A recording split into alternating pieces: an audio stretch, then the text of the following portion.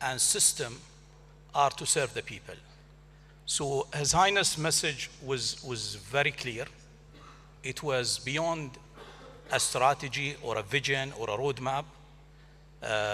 So if I may begin in the UAE, so to answer the question straightforward, the most complicated, probably a regulation when it comes to the Ministry of Justice, probably the criminal and the civil procedural law. And everyone would think that usually working on a zero bureaucracy in a Ministry of Justice is difficult. But let me talk about the journey of the Ministry of Justice, which began back in the year 2021, when the government first introduced the project of the 50s.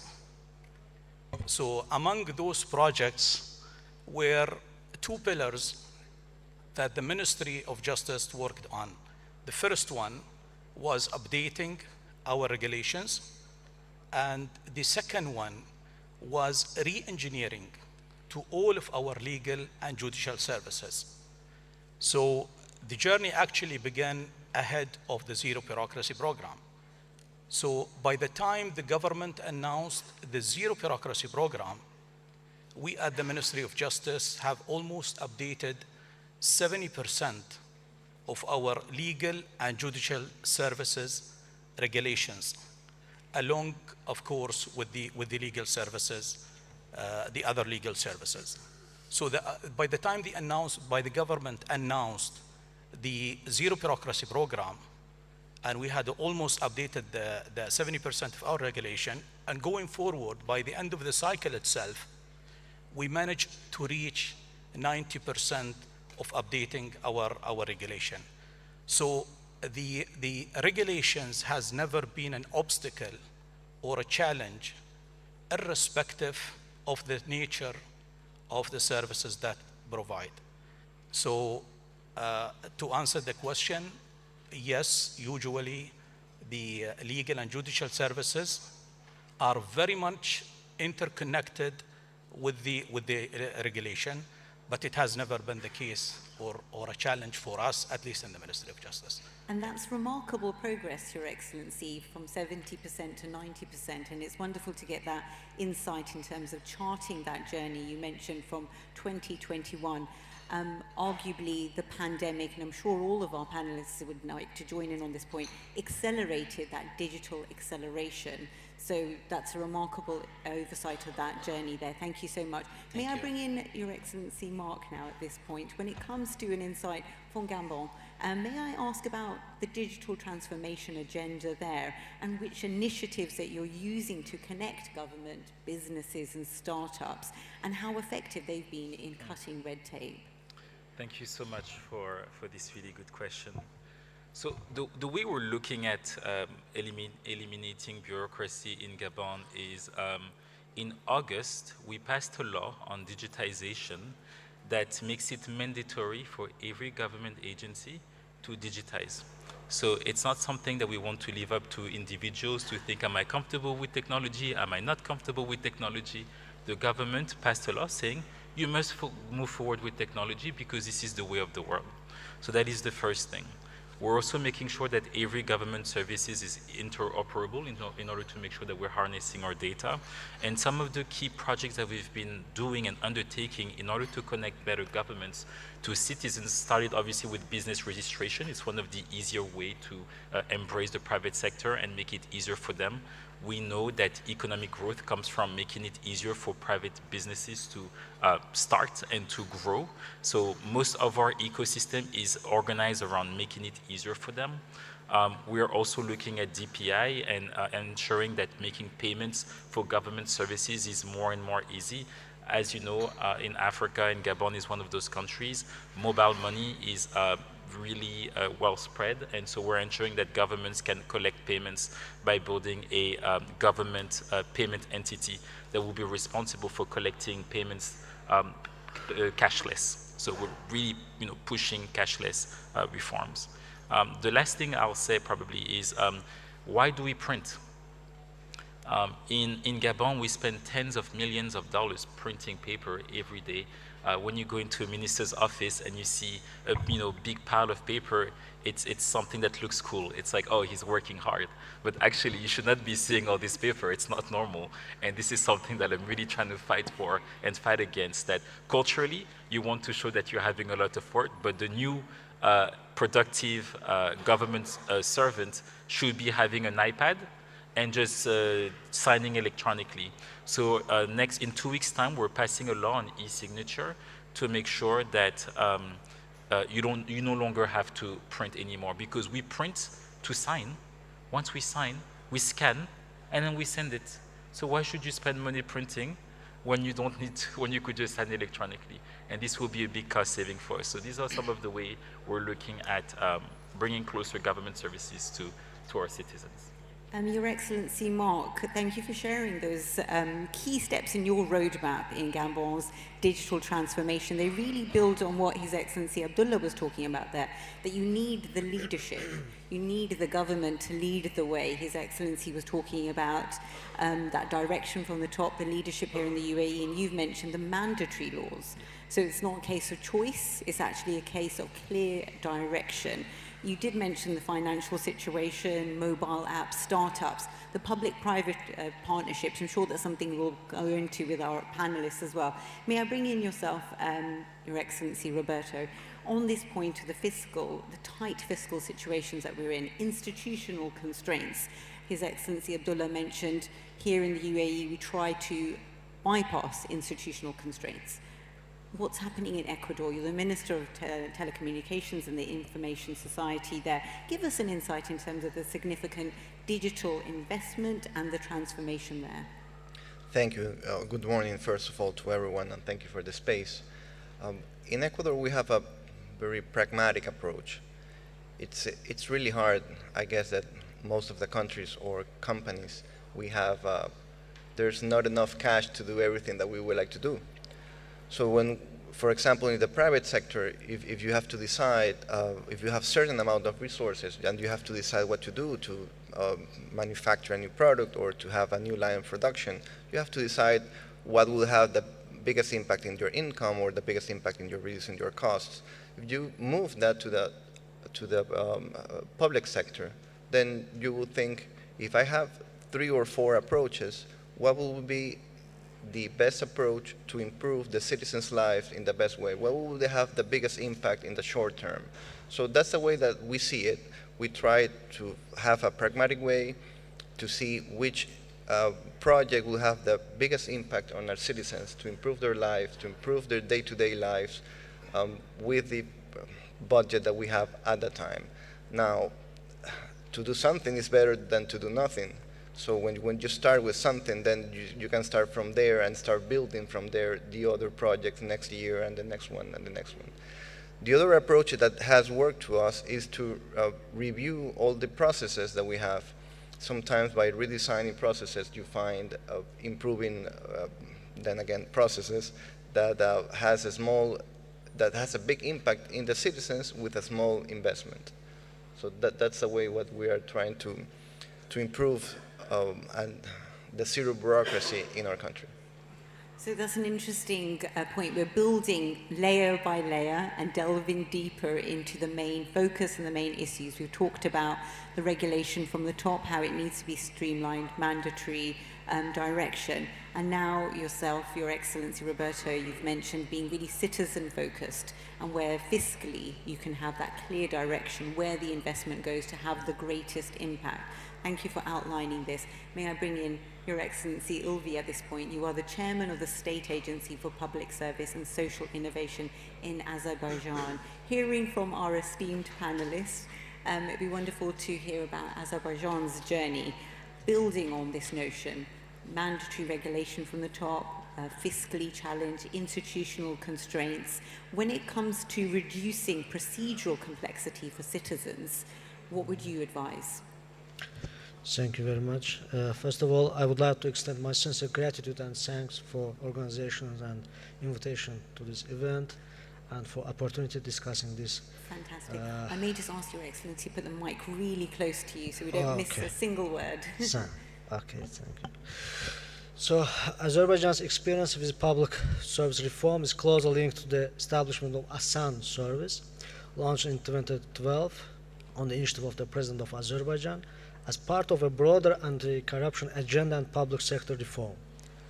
The objective was clear: cut red tape, eliminate discretion, and make public services simple, transparent, and citizen-centric. Today, over 400 public and private services are delivered through ASAN service, not only through physical centers, but also via mobile ASAN units that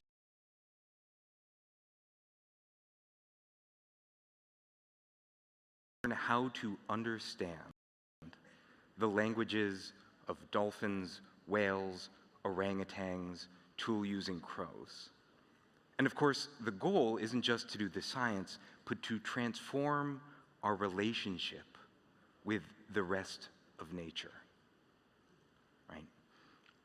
When people go from being out there speaking a language you don't understand, and when you get to know them and speak their language, they go from out there to in your heart. You have to treat them differently. And the same thing with nature. As we learn that animals have had rich communication systems that we can understand, they go from a thing that's out there to something that's in our hearts.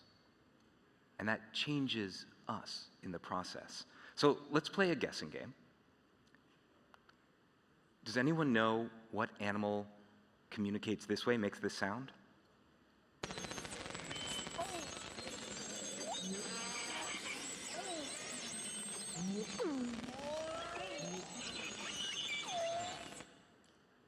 Any guesses? Dolphin? No, it's not a dolphin. Any others? It is a kind of whale. These are beluga communicating. And to me, this sounds like an alien modem, right? This is a couple of belugas communicating back and forth. And actually, it's very interesting. We hear up to 20 kilohertz. They're communicating all the way up to 120 kilohertz. And the question you should first ask is like, well, why are they communicating at high frequency? High frequencies don't go very far in water. And the answer is because of this. They actually are communicating on top of each other, sometimes touching. And what's already known is that they have names that they call each other by. One of their sister species, sperm whales, they have, they pronounce their clan identity when they say hellos. And the thing that blew my mind when I learned, working with Dr. Valeria Vergara, who is the preeminent expert working with belugas, is that even though she has tags that sit on the whales, you know, whaleables, that they only are able to look at 3% of the data. So this is where your ears should perk up, because here's one of the most vocal underwater species with the greatest vocabulary, and science has not looked at 97% of their communication. Right? This is the next frontier. This is what I think of as the most humble graph. Why most humble? Because it only includes all of time and all of space. But when you think about it, the human experience is so incredibly small compared to all that is. And our ability to understand is limited by our ability to perceive. And what does AI do? It throws open the aperture of that which we can perceive. So our research is starting to show. We're just working with tool-using crows that have a unique family structure where they raise their chicks together. Normally, crows raise them as parents, just mother and mother, one father. Here, it's like many families come together. They have a unique dialect, unique vocabulary. They take outside adults in, teach them that dialect, and then they learn that new vocabulary and learn the new family structure. What we're discovering is that a whole bunch of their communication has never been seen by scientists and have never been published on. And it's not a small amount. It's 70% of crow communication turns out to be whispers that they say while they fly. It's sort of incredible, actually, that the more we look around the world, the more we realize we do not know what we do not know. Turns out parents spend the first week and a half, 2 weeks, 3 weeks of their chick's life leaned over the chick, whispering a unique name that they will use for the rest of their life. And while I'm here to talk about animal communication, just to really show the point, do you think that plants can hear? In 2019, there was a study where they played different sounds to flowers, a primrose flower, and only when they played the sound of an approaching bee did the flowers respond by producing more and sweeter nectar. That is to say, the flower heard the bee approaching and got excited. Okay, so I think shown that there's rich communication, but is there really a there there? Is there really language? And while we do not know yet, we are starting to get huge hints that the answer is yes.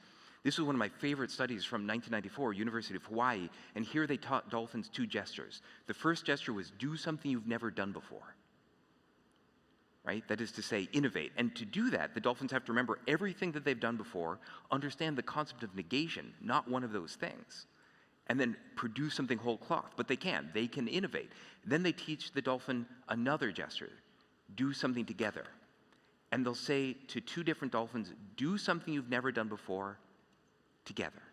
Innovate together. And the dolphins go down, exchange sonic information, come up, and do the exact same thing at the same time that they've never done before.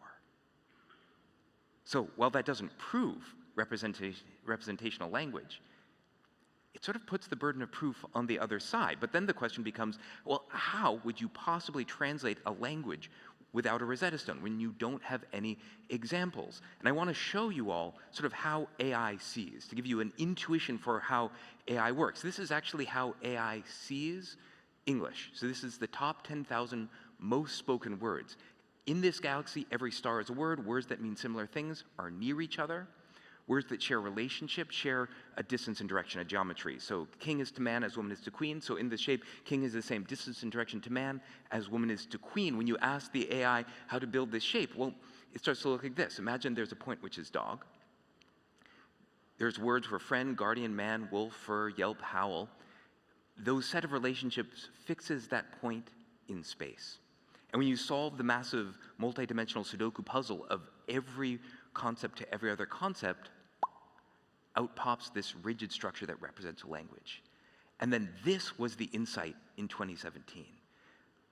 Computer scientists asked, well, how similar are the shapes of language? Is the shape of Spanish similar to English, similar to Arabic? You couldn't possibly just take the 2 shapes and line them up and use that to translate. But when they tried, that's indeed exactly what worked. That the shape of Spanish and the shape of English, even though they're a little bit different, if you sort of blur your eyes, the point which is dog ends up the same in both. And that's not just true of Spanish and English, but Arabic and Aramaic and Urdu and Esperanto. Every language, every human language appears to share a kind of universal human meaning shape. And to me, this is so profound, because in a time of such deep division, technology is showing us that there's a hidden underlying structure that unites us all. I just want to point out, this isn't just true for languages. It goes much deeper than this. So everyone, I'm sure, has used DALL-E or any of the other Nano Banana, where you type in language and you get an image that's never existed before. How does that work? Well, this is how it works. You ask AI to build this shape that represents the internal relationships of language. You ask it to build the shape that represents the internal shape of images, the relationships. You then use image caption pairs to align these 2 shapes. And now you can translate between language and image. Portrait of Chile as a person is this point in language space, which points to this point in image space, and that's the image. That's how it works behind the scenes. This, by the way, was my face when I learned how all this worked. And it's not just language and image. Everything can be treated as a kind of language. Robotics is a sequence of motions. It's a language. That's why robotics is suddenly moving so quickly. Videos are a sequence. They're a language. DNA is a language. We are learning how to translate to and from every possible language of nature, and that's how we know now that everything that can be translated will be translated. That is, this is no longer a matter of is it possible to translate animal communication? But when will we translate animal communication? So hopefully now I've sort of demonstrated how we might translate. I've demonstrated that there really might be language. But the question is, okay, so maybe they're communicating, but they're just talking about like, but where's the fish? How deep could it possibly go? There's something called the mirror test. This is where you take an animal, you paint a dot on the animal, they look in a mirror, and if they start trying to investigate the dot, well, you know that they're connecting that there in the image, in the mirror, that image, that's me. That's self-awareness. These are dolphins looking into mirrors. So you can see they open their mouths, they're trying to investigate themselves, and they're having possibly the most universal mammal experience, which is you look in the mirror and you check out your abs. It turns out, by the way, that a couple species pass the mirror test, have clear self-awareness, including elephants, but researchers didn't know that elephants passed the mirror test for a long time until they realized that they were using small mirrors, which to me is like so very human. So when animals communicate, they may well be communicating about one of the most profound aspects of our experience, that of self-awareness, of consciousness. And this was the founding thought behind our project, Earth Species, which was, can we build these shapes for animals? Can we build these shapes for humans? Can we match the shapes together to do translation? And remember, the parts that match, that'll give us direct translations. The parts that don't match, whales and dolphins have been passing down culture for 34 million years. Culture, dialect, languages. Whatever it is that is the solution to humanity's problems, I'd argue it's not in our imagination, because if it was, we'd be doing it. So we are looking for things outside the sphere of human imagination. Where better to look than in the wisdom of cultures that are 85 times longer than our species? So, at Earth Species, we are pioneering animal language processing, sort of like natural language processing for animals, building frontier AI for the rest of nature. We're already demonstrating, actually, that when you train models on humans first and then move them to animals, they do much better. So it's starting to prove out the fundamental hypothesis.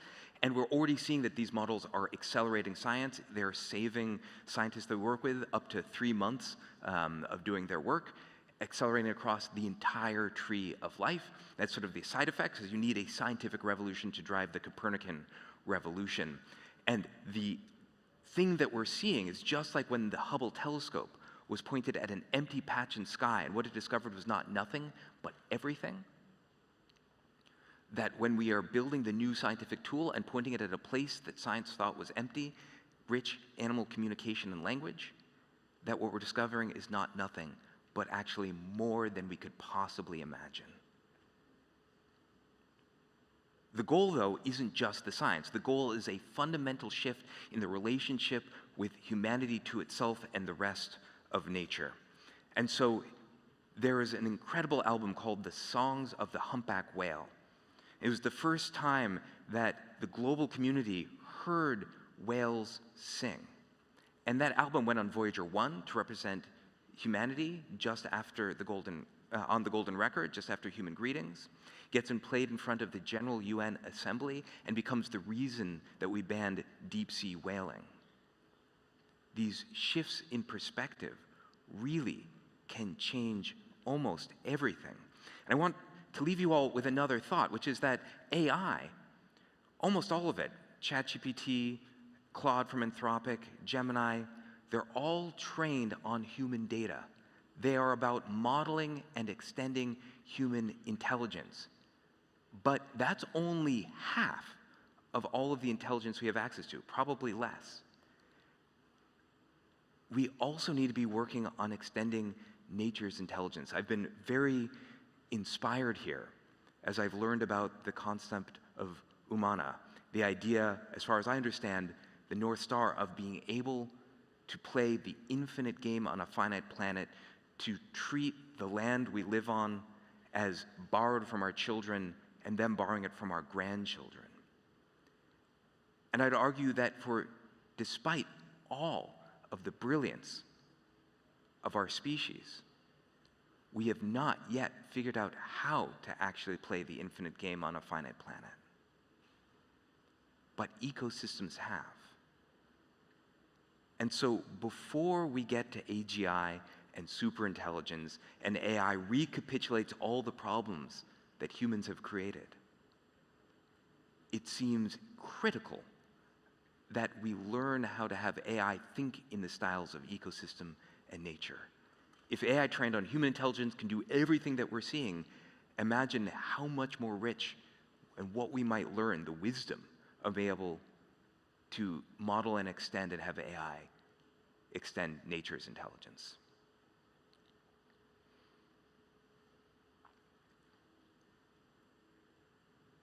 You know, it turns out that humpbacks, just return to this for a second, their songs go viral. Australian humpbacks, for whatever reason, are sort of like the K-pop singers.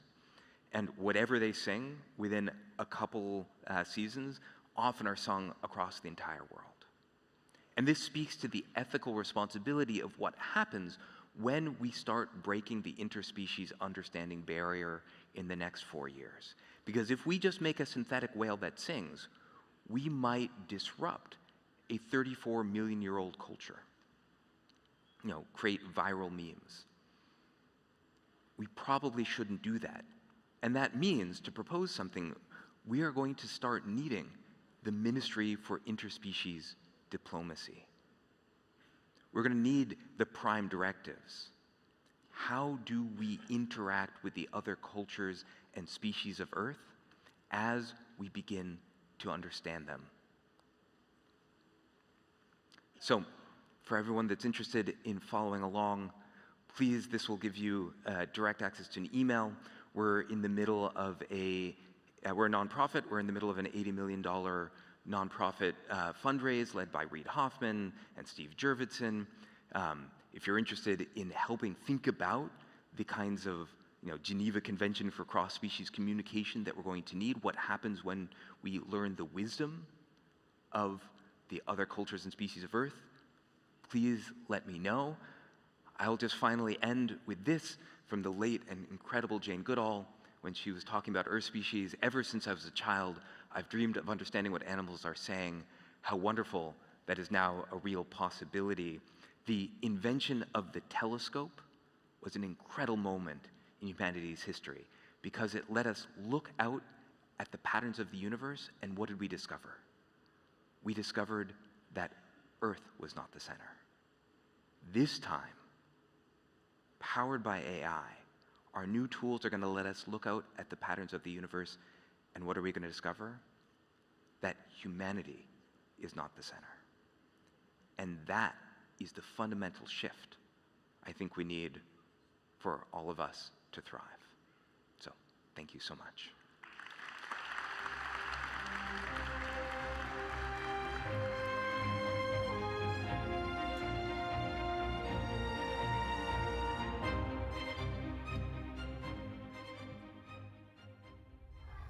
We have this field called de-extinction. We are correcting our intervention in nature. Absolutely mission critical.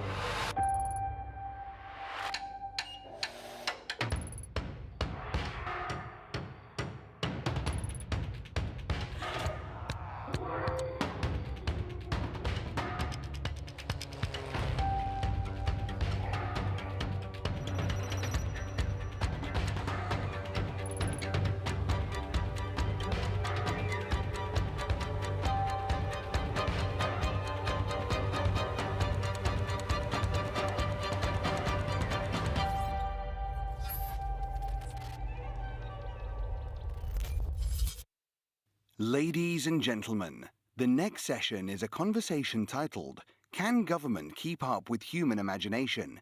With Ben Lamb, co-founder and CEO of Colossal Biosciences. This session is moderated by Jeffrey Katzenberg, founding partner of WonderCo.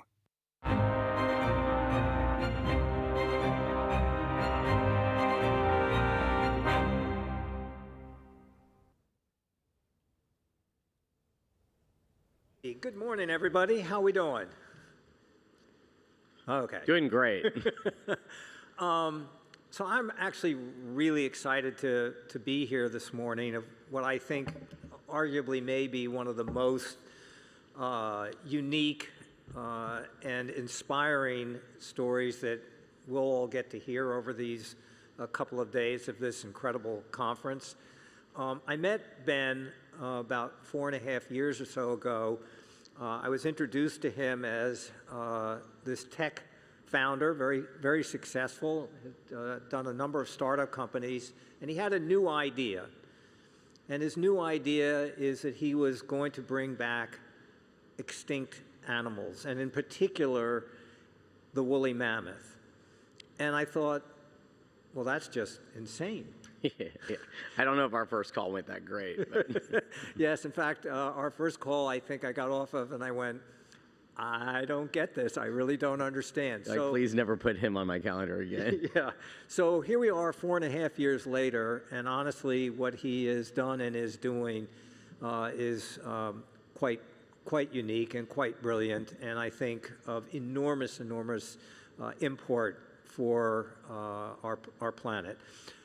So Ben, if you would, maybe just start off with like, well, what motivated, why did you decide to pursue this idea of de-extinction of animals? Well, I met this guy named George Church, who's arguably the father of synthetic biology. He's the head of genetics at Harvard. He had invented a lot of the read-write technologies that are now kind of like taking over the world when it comes to genome engineering.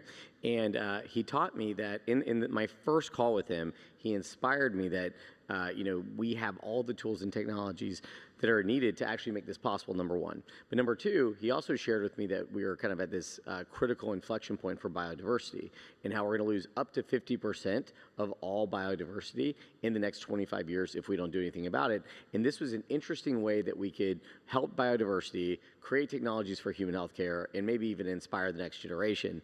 And I left that call, and as being an entrepreneur, and I'm sure other entrepreneurs in this room have made this statement as like, oh, I want to change the world. I want to make an impact, right? But most companies get bought or fail or whatnot. And what's interesting was that this was a true opportunity to change the world. So I felt as an entrepreneur who had said that 1,000 times in pitch meetings, that if I didn't go pursue this, I would be a hypocrite. Like, this was an opportunity that the universe and George presented to me to, go try to change the world. And so I was pretty hooked from day one. Yeah, but here's the thing, which is you're not a scientist. You don't actually have any background in that. So what hooked you into it? I mean, I understand the ambition of the idea, and that would drive you to it, but what made you wake up one morning and go, I can do this? You actually don't know anything about it. But I think that childlike wonder helped me, right? Because I'm insatiably curious. I love technology. I love the next frontier. But I don't know anything about biology. So it allowed me to ask the right questions. I'm really good, though, about building teams of much smarter women and men than me. And so what was exciting and alluring to this is it's a systems model, right? And so if we got it right, just like satellites or just like software, we just had to build the system, and then we had to put the smartest people on the bus to go drive it. And so I got very attracted to, I had those skills, right? I was like, I can hire, I can raise capital, I can make sure that I unify and kind of break down rules. I sometimes joke the hardest thing we've done at Colossal is not the direwolf. It's actually reprogramming scientists to work in like Jira and software tools.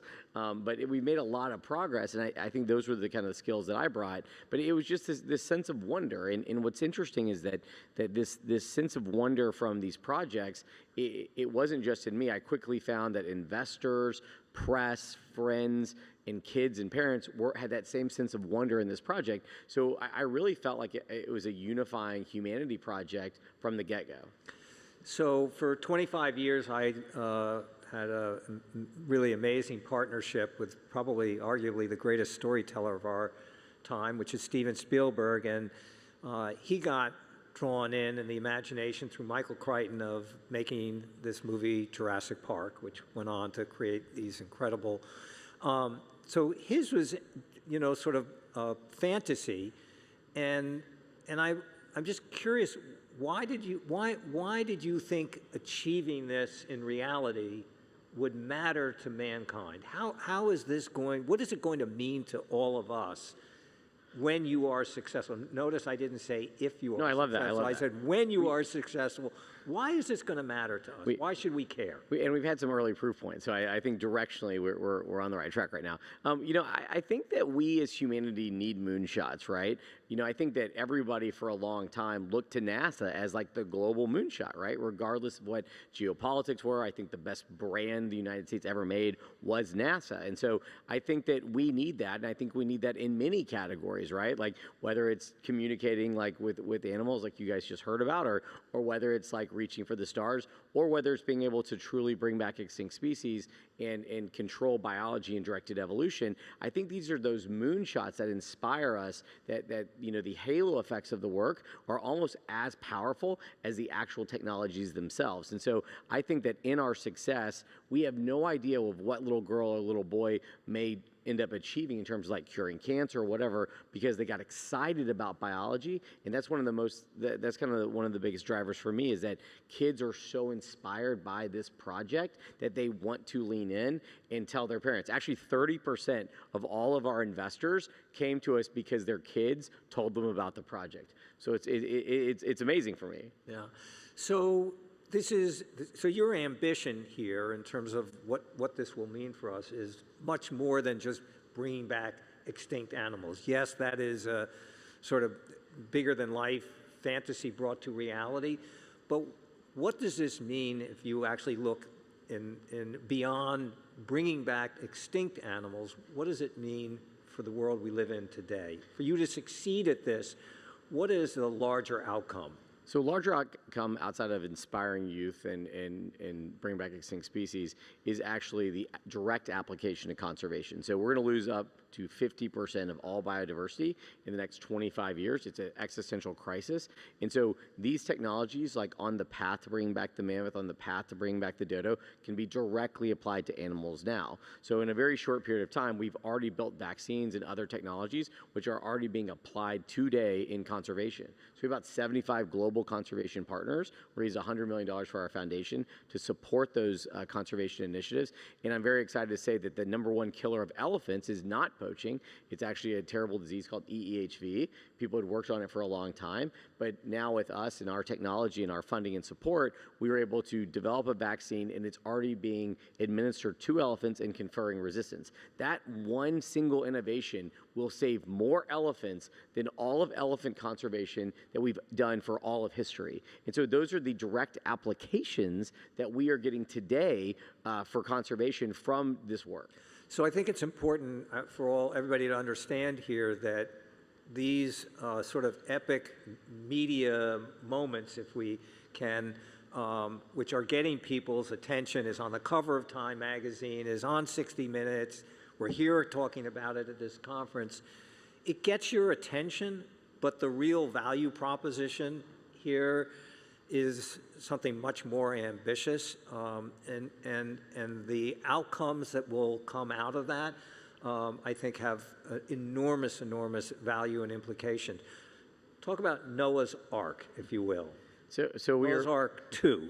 Noah's Ark 2.0, right? We were very fortunate to work with the Dubai government in the UAE and Sheikh Hamdan and his team to work on this concept of a biovault, right? Because there hasn't been the equivalent in the same efforts in preserving species for scale like there has been with the seed vault. And so one of the concepts that we have at Colossal is not just de-extinction, but also species preservation. So the idea that we can go build a distributed network of biovaults where we can actually preserve cells, tissue samples, egg and sperm, embryos and whatnot, not just of one species, so not just like 2 by 2 like with Noah's Ark, but as many as we can get, and we can also do all the genetics and understand genetic diversity so that you can understand bottleneck.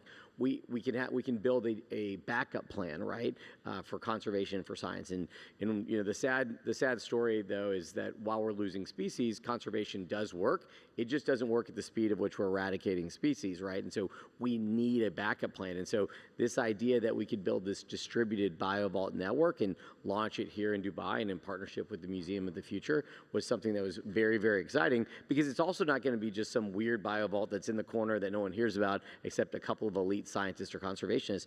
We're wrapping an educational experience around it because we want to bring kids in and parents in and make them citizen scientists for conservation, but while also kind of having that to be the gateway to talk about, genetics and other things. Right. So again, maybe just a little bit more insight into, is this just a big refrigerator? Like what is a biovault? So it does have large cold storage and cryopreservation, including liquid nitrogen and others, but it also has the cell lab, right? We're actually not just freezing cells, but we're creating a immortalization for the cells and whatnot. It also has a genomic sequencing core, a data core, right? And I won't pick on anyone, but the GLP-1 craze that went out there and has created $1 trillion market, that came from studying a non-model species. And so much of pharma and biotech is studying individual, mice and pigs and non-human primates, but not enough work is going into studying these non-model species, these things that aren't in the lab. But some of the biggest breakthroughs can come from that. Like elephants don't really get cancer, right? Birds have a much better immune system than us.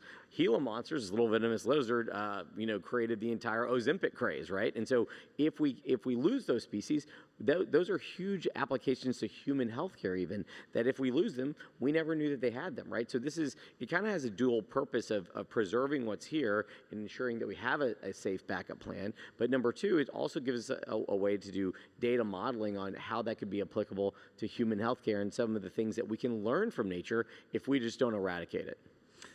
Great. So a little bit of a pivot here. There's obviously genetically inside of you a little bit of P.T. Barnum. You are a showman, and I have watched, and I would love you to share with the audience a little bit about how you've thought about, how you've rolled this out. I mean, first you brought back an extinct mouse and rolled that out and blew up the internet. You want to talk a little bit about that? So our first woolly mouse wasn't extinct. It was an engineered animal, and we were very, very excited about it. Chip and Dale were our first two woolly mice. And why we were excited about it is it takes 22 months to gestate an elephant. And so if you're making these edits in an Asian elephant cell from mammoth DNA for hair, which is like the most commonly known physical attribute or phenotype, you can wait 22 months. You can also create stem cells and grow hair organoids in a lab and look, it's a little creepy, but you can do it. We've done it. I wouldn't show it to the public because it's a little weird, like cells growing hair. It's not for everybody. But we also, they are living cells, but it's not a full functional animal. And so what we did was we took our AI models, and there's about 200 million years of genetic divergence between mice and elephants. And so we actually identified within 1 month all of the genes that were the specifics to the mouse equivalent to the mammoth edits that we had already made. We put those in, and 1 month later, we had our birth woolly mice, which showed all of the phenotypes or physical attributes that we were attempting for the mammoth, number one. But number two, all the animals that were born, 100% healthy, which was amazing. And then number three, the entire system worked within 30 days. And I think that's super important because at the time, that was the most genetically modified multicellular organism on the planet, only to be beaten eventually by the dire wolf. So are you saying that in 30 days you can give me a head of hair? Yeah. So all human healthcare projects go outside of Colossal because we don't want people saying, wait, Colossal came out with like a hair solution. They're like, is that mammoth hair? Yeah. We don't need more weirdness about us. You don't think I'd look good with mammoth hair? I think you look great with mammoth hair. We just don't want to be the chimera. All right. So tell us then, what the next one out for you was the dire wolf? Yeah. I remember sitting at South by Southwest with Joe on stage, and we were talking, and those cute little mice, which are objectively cute, broke the internet. And I was like, oh, and everyone was like, I thought people would be like, this is a technology first. They are scaling the technology. They're being thoughtful about animal welfare. And I thought it just kind of passed, but it like caught the world by fire. People were making fake woolly mice t-shirts. There was actually pillows that were like legalized woolly mice. Like, they're not illegal. I don't even know why people made that, but people were like selling bootleg stuff on us, which was cool. And I remember sitting there saying, in 30 days, we're going to tell the world about the dire wolves, and they're losing their minds over these mice, right? And so we announced the dire wolves, right? So we created 3 dire wolves. We took a 73,000-year-old skull and a 12,000-year-old tooth, did all the computational analysis, and we made puppies. But think about that for a second. We took a 73,000-year-old skull and made puppies. And we made 2 boys, Romulus and Remus, and then a girl, Khaleesi. A lot of fans of Game of Thrones informed us that the direwolves were House Stark and not House Targaryen, and how we made a terrible mistake with the naming. And so we got a lot of feedback. We were trying to be nice. But it created this pop culture moment. And what was interesting, to your point on showmanship and entertainment, was some of the ways that we think about these projects are how they impact the ecosystems, how they can help conservation, but how we can bring the public in, right? Many people, including several people on the Game of Thrones cast, I won't name names, believe that direwolves were mythical creatures, right? And so if you can bring back an extinct species that has an application to conservation and do it in a fun and interesting way that's healthy for the animal, but you can then bring all of these people into science, why not? And we showed it, I remember showing it to George R. R. Martin, and he literally cried the first time he saw it. He goes, is that what I think it is? And to have that emotional response to then bring people to science and conservation, that's core quest line for us. So I understand that you made Tom Brady, Paris Hilton, and Mr. Beast cry also. Want to explain that? They all reached out to us, let's be clear. So we are not actively pursuing them. We are not as connected in that world as you are. And, what's interesting is, like Tom became, I'm not a big sports guy, sorry, but I'm just not. And you have to be under a rock to not know Tom Brady. No, I know. I'm also not a complete moron, so I know who Tom Brady is. But at the same time, so Tom reached out because his kids told him about it, right? Which is crazy. Mr. Beast reached out because he said, this is the coolest thing ever. It's perfect for my audience, right? And so we really have had this influx of people that have been interested in leaning in and help tell our story to that next generation because they care about the conservation and the science applications. So looking ahead, in literally less than a handful of years, in a few years, we are going to have a woolly mammoth. Yes, 100%. 100%. No we're concern. going to have a woolly mammoth. So what does that mean for nature, for mankind, for colossal? I think that the way I look at it, and I may be closer to it than others, but I really think of it as kind of like the moon landing for biology. I do. I think that hopefully it's an event that all humanity can come together. We work with 17 academic labs across the world. We fund 80 postdocs in academic labs. We work with numerous governments, right? And so hopefully, we take samples from Russia and Canada and everywhere, right? So we think this really transcends geopolitics and boundaries. I really hope that it is that moon landing moment for biology, and people see what is possible when all these people come together and all these scientists and AI models and engineers come together to have one common goal. I really hope we have that moment. And I think we will, right? And then I hope it inspires, kind of like it's how SpaceX has inspired so many people that want to go in to be engineers, right? I hope that we do the same thing for geneticists and conservationists.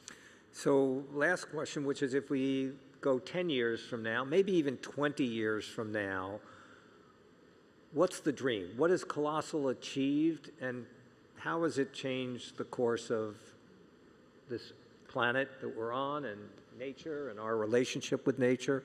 Yeah, I think if we go 20 years ahead, I hope we have successfully delivered on all of our promises for the extinct species and successfully rewilded them back into their natural habitats with government and indigenous people and the public at large support, number one.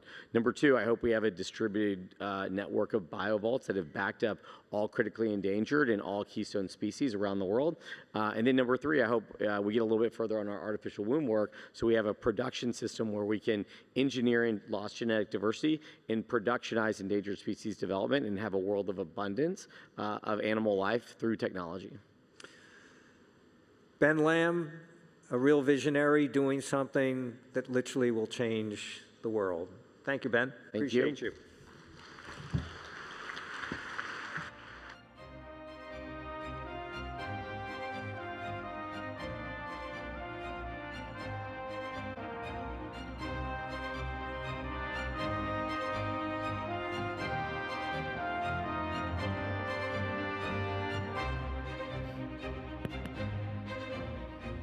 Assalamu alaikum and good morning. My name is Majid Mansouri. I'm the executive director of the museum, and we have one more thing. We want to bring back Ben. Please come back to the stage. So for those of you who have been here yesterday, we had an experience of the Museum of the Future. Which is amazing. Thank you, and we worked together on it for quite some time. We're very excited. We hope you visit. There's a very big mammoth structure. I hope you don't miss. But maybe, Ben, you want to tell us a little bit more about it? Yeah, I'm really excited about it, right? As I mentioned on stage with Jeffrey, you know, this idea of a biovault as a Noah's Ark 2.0, as he called it, and doing it here in Dubai is something that we're incredibly passionate about, right? We really do need a backup plan for life. And our vision is to not just do that, as I mentioned, in kind of some cold, dark corner, but to do it in a way where we can actually wrap educational content around it, make it a living lab, right? And so it's a combination of museum and experience, educational content. It is this secure biovault for the world and the core hub, the core hub for this spoke model that we're putting together. But then also, you know, working with Majid and team, making it a living lab so that we can actually be doing conservation work here in the UAE to start, and then in through North Africa and beyond. And His Highness Sheikh Hamdan bin Mohammed bin Rashid Al Maktoum announced yesterday on X that we'll have a permanent biovault at the museum. It's the first of its kind biovault in the world. And our focus is to get as much endangered species from the region biobanked at the museum. His Highness, his vision of the museum is that it's a living lab, so we're very excited about that. And it's also really one of the reasons why we thought that announcing it here at the World Government Summit was because all of you can play a very valuable role in working with your governments, and we can help train and support and build capabilities for species protection and biovault, and then leverage this shared resource that the UAE was so gracious in investing in and starting to build with us. But that's why this World Government Summit to us is so important, because you all have so much incredible biodiversity. We're starting here in UAE in the Arabian Peninsula, but then want to quickly expand out. And so we'd love to have conversations with you guys to figure out how we can help preserve your species just as a backup plan, and then also learn more about the health and the genetic diversity of your species. And when can we have it in the museum? So I want to have it in 2027 or sooner.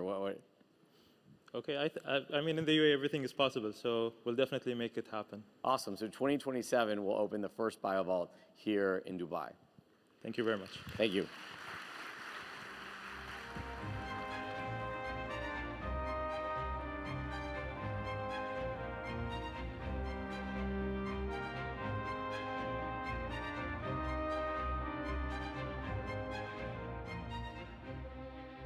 Ladies and gentlemen, our next panel discussion is titled, Are We Ready for Human 2.0?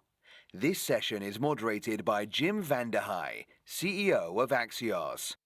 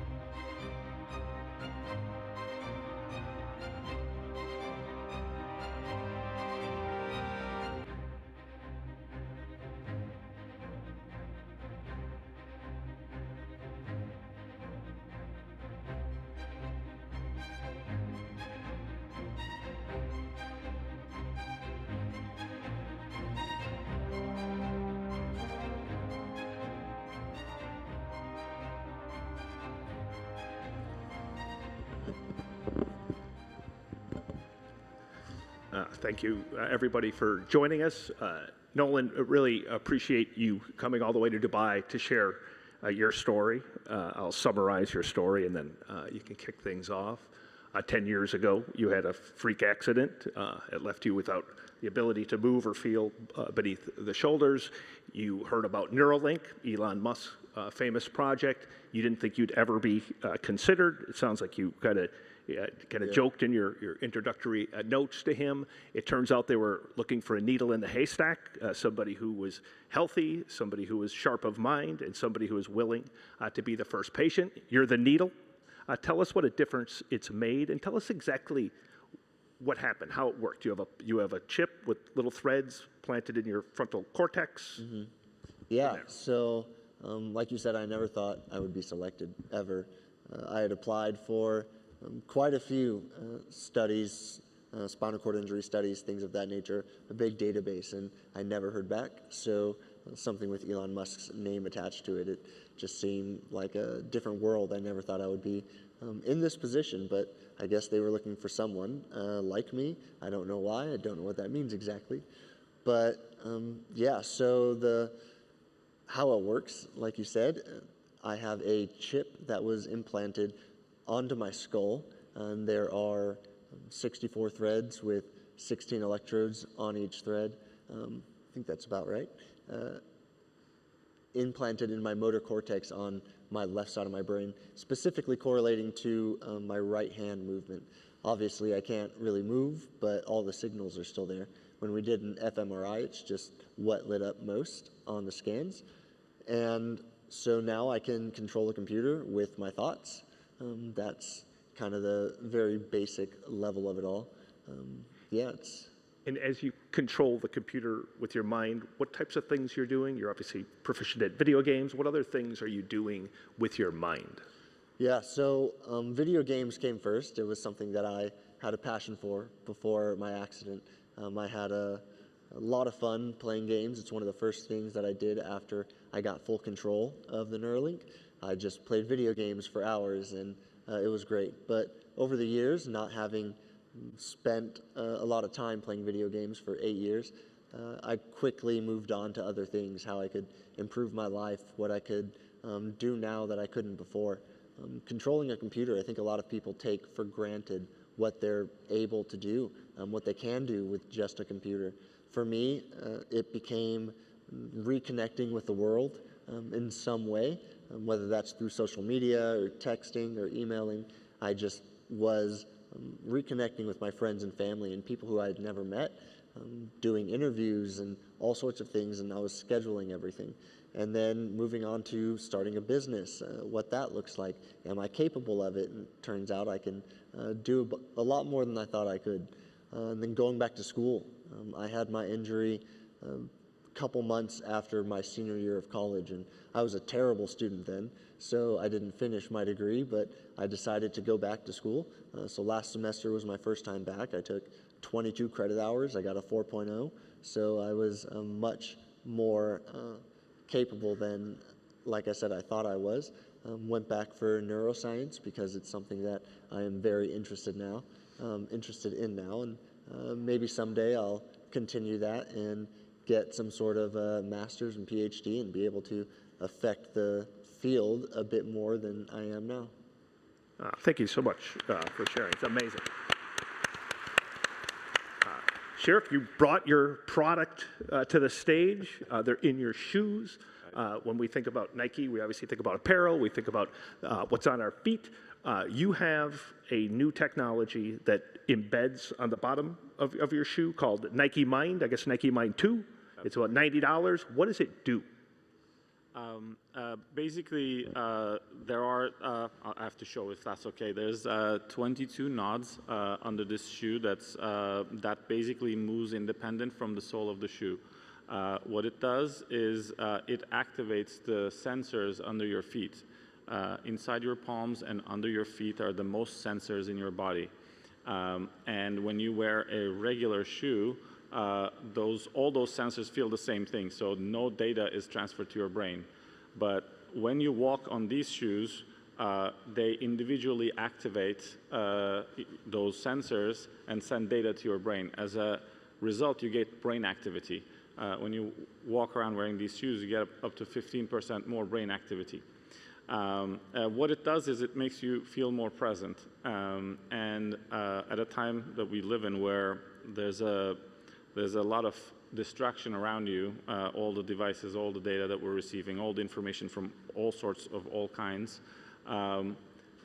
being able to be present becomes more and more important. And not in an opposing way, but in a complementary way. So the idea is actually, as we move forward, we see two patterns. You know, you're either a distracted human, or you're either a person who's able to train your mind and be more present as well. So this product kind of helps you be more present and be more in the moment and feel the surface that you're stepping on. And that's a really important contrast to everything else that's working for you in a different way. So if we switch shoes right now, I would feel instantly different. Instantly, yeah. I would. You know, we should try it. I don't know if this stage is the place. We won't. Yeah. Amazing, Tom. I'm a Aura fan. There's probably a lot of people wearing Auras in the audience. The three on this stage. Three on this stage. Yes.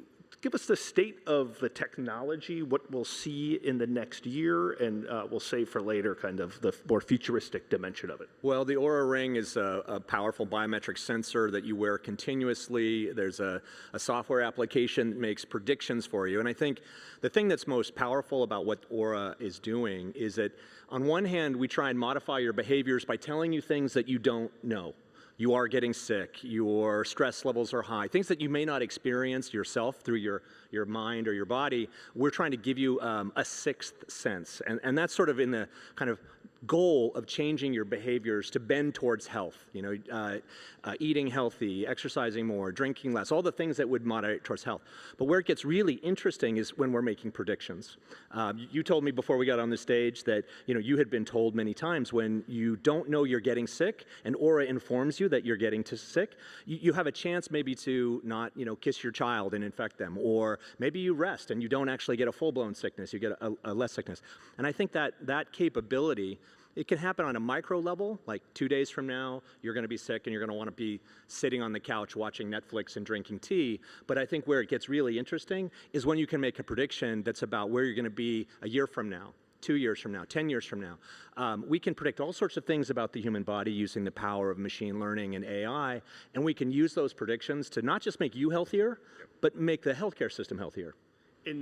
Blood pressure is next. When will we be able to check our blood pressure with our Aura Ring? Well, we can today. And so everybody who has an Aura Ring today, we would be able to make an estimation of your blood pressure. Today we're running a large-scale observational study, 100,000 participants, where we're actually correlating what we're predicting and what's actually happening measured through an independent gold standard. And I think for us, accuracy is everything. That's why we measure from the finger. If you measure from the wrist, unfortunately, it's not as accurate. You're going to be gaining, the noise that you gain from all of your bones and sinew here. So for us, being able to be accurate about blood pressure is critical. Why is that? Well, because blood pressure is a clinical measure. It tells you whether you have hypertension or if you have hypotension, whether you're headed for a stroke. You can't make that mistake. If I tell you you're going to have a stroke and you don't, that's terrible. What a terrible thing. We would never want to do that. So accuracy is key. One of the cool things about this conference is the focus on the future. When you talk to Elon Musk, when you talk to your friends at Neuralink, and you think about the future for you, what's a realistic outcome? Will you get to movement? How optimistic are they?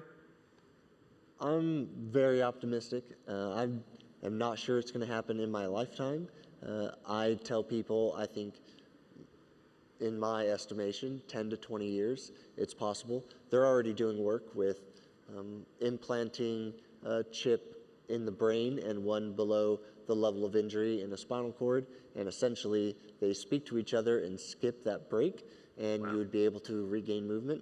I've said in interviews before that I think there will come a day where people can come into a hospital with a spinal cord injury and walk out the next day. There are obviously some problems that need to be solved there, but I think it's incredibly realistic. I don't think it's sci-fi anymore. So maybe one day it'll happen for me.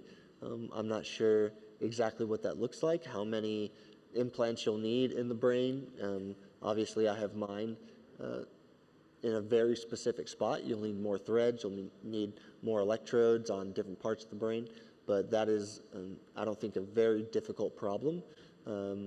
It's just about, getting the surgeries done, and then someone would be able to walk again with the power of Neuralink. I think it's very, very possible. What's realistic in the next year or two for you that has you most excited, hopeful? I think it's just improving the device, being able to control more in my environment. The Neuralink uses a Bluetooth connection, so really you can control anything with a Bluetooth connection. I've told people many times that as things come off the assembly line Alexa compatible, I think someday it'll be they're Neuralink compatible. As long as the app is uploaded on the device, you would be able to connect to it and control it. So that's what I'm looking forward to, being able to just control more with my Neuralink. The wheelchair would be a pretty cool next step. I've told them plenty of times that I am more than happy to test it out when they figure it out and not near any bodies of water or traffic. I think that is a really cool next step for them. Very cool. When you think ahead 2 to 3 years, putting on shoes, putting on apparel, it carries a Nike label. What's it going to do that it doesn't do today?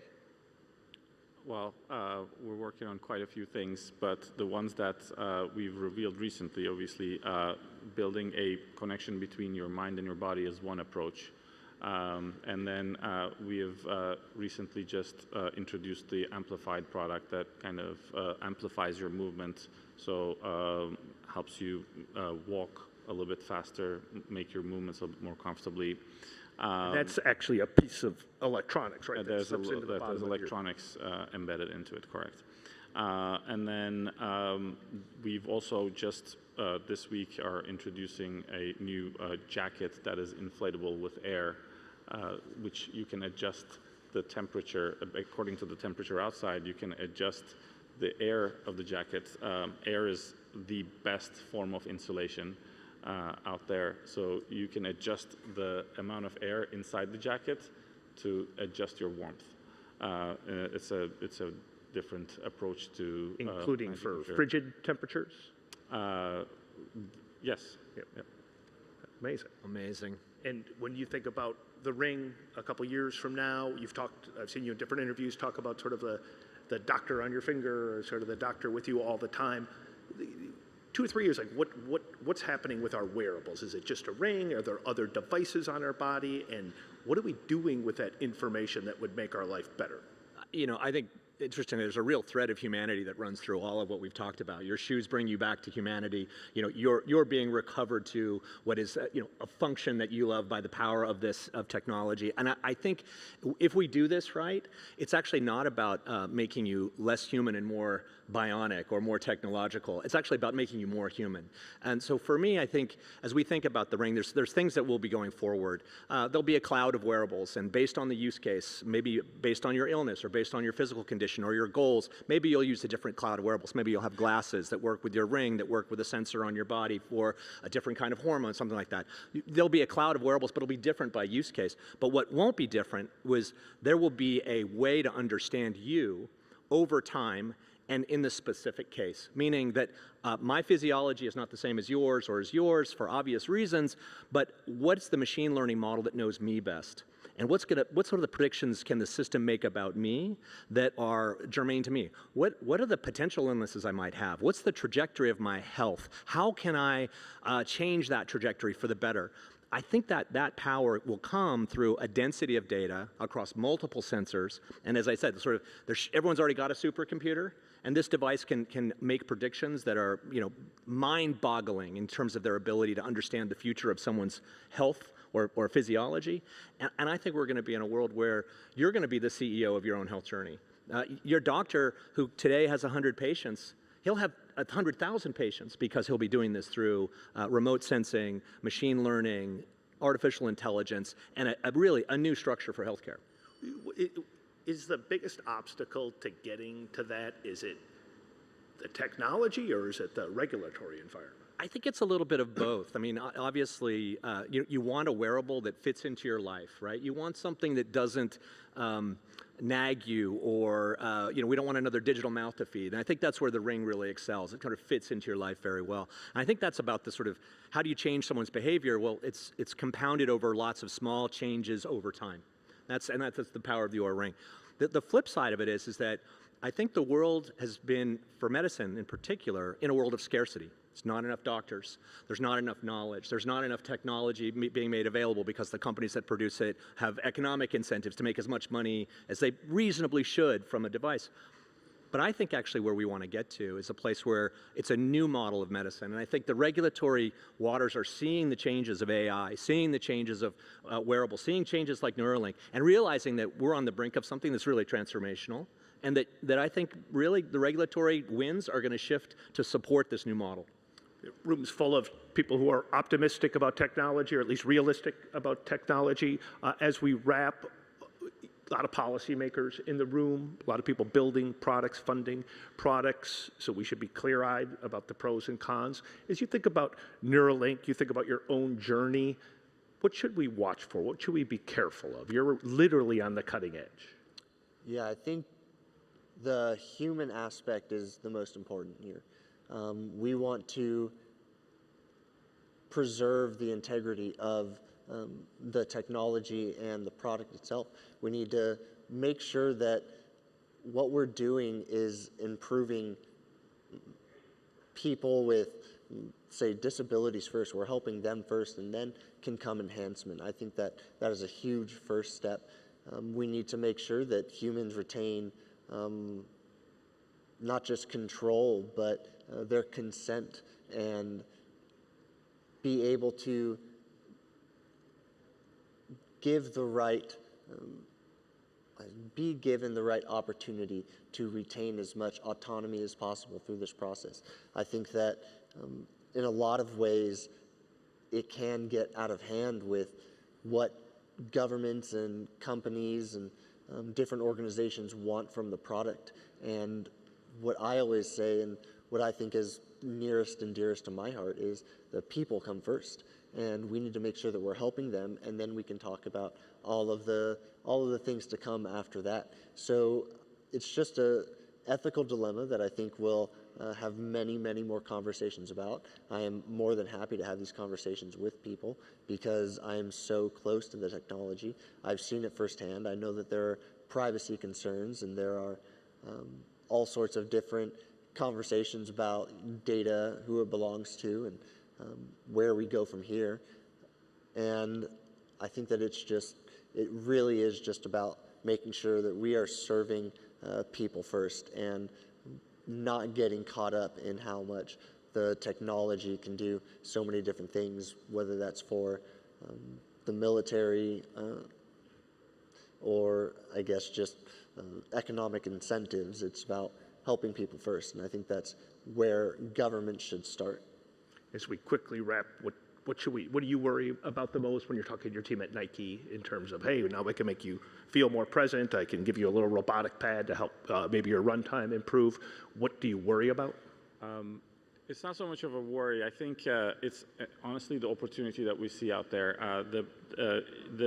Our founder, Phil Knight, always says, if you have a body, you're an athlete.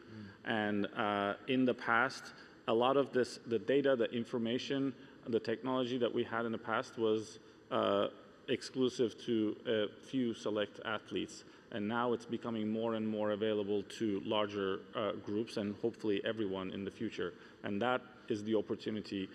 Everybody has now the ability to treat themselves, their mind and their body like an athlete to perform better in their daily lives, not just for a basketball game or a football game, but in your daily life, how performance, how you can improve who you are through your physical activity, through your mind, through data. That's the opportunity. And the idea is, I think, being able to combine what we all do to actually shape a better future for ourselves, our bodies, and for the communities.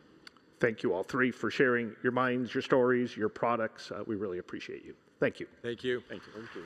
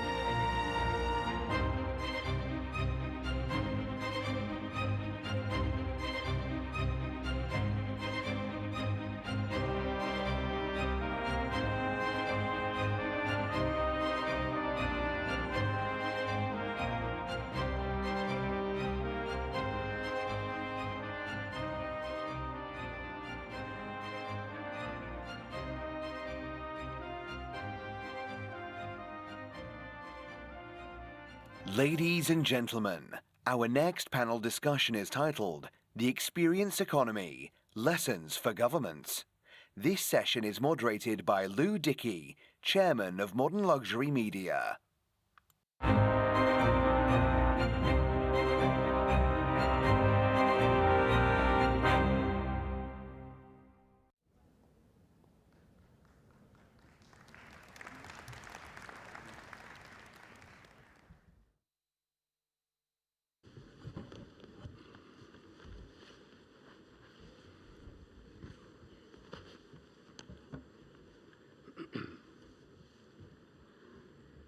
Good morning.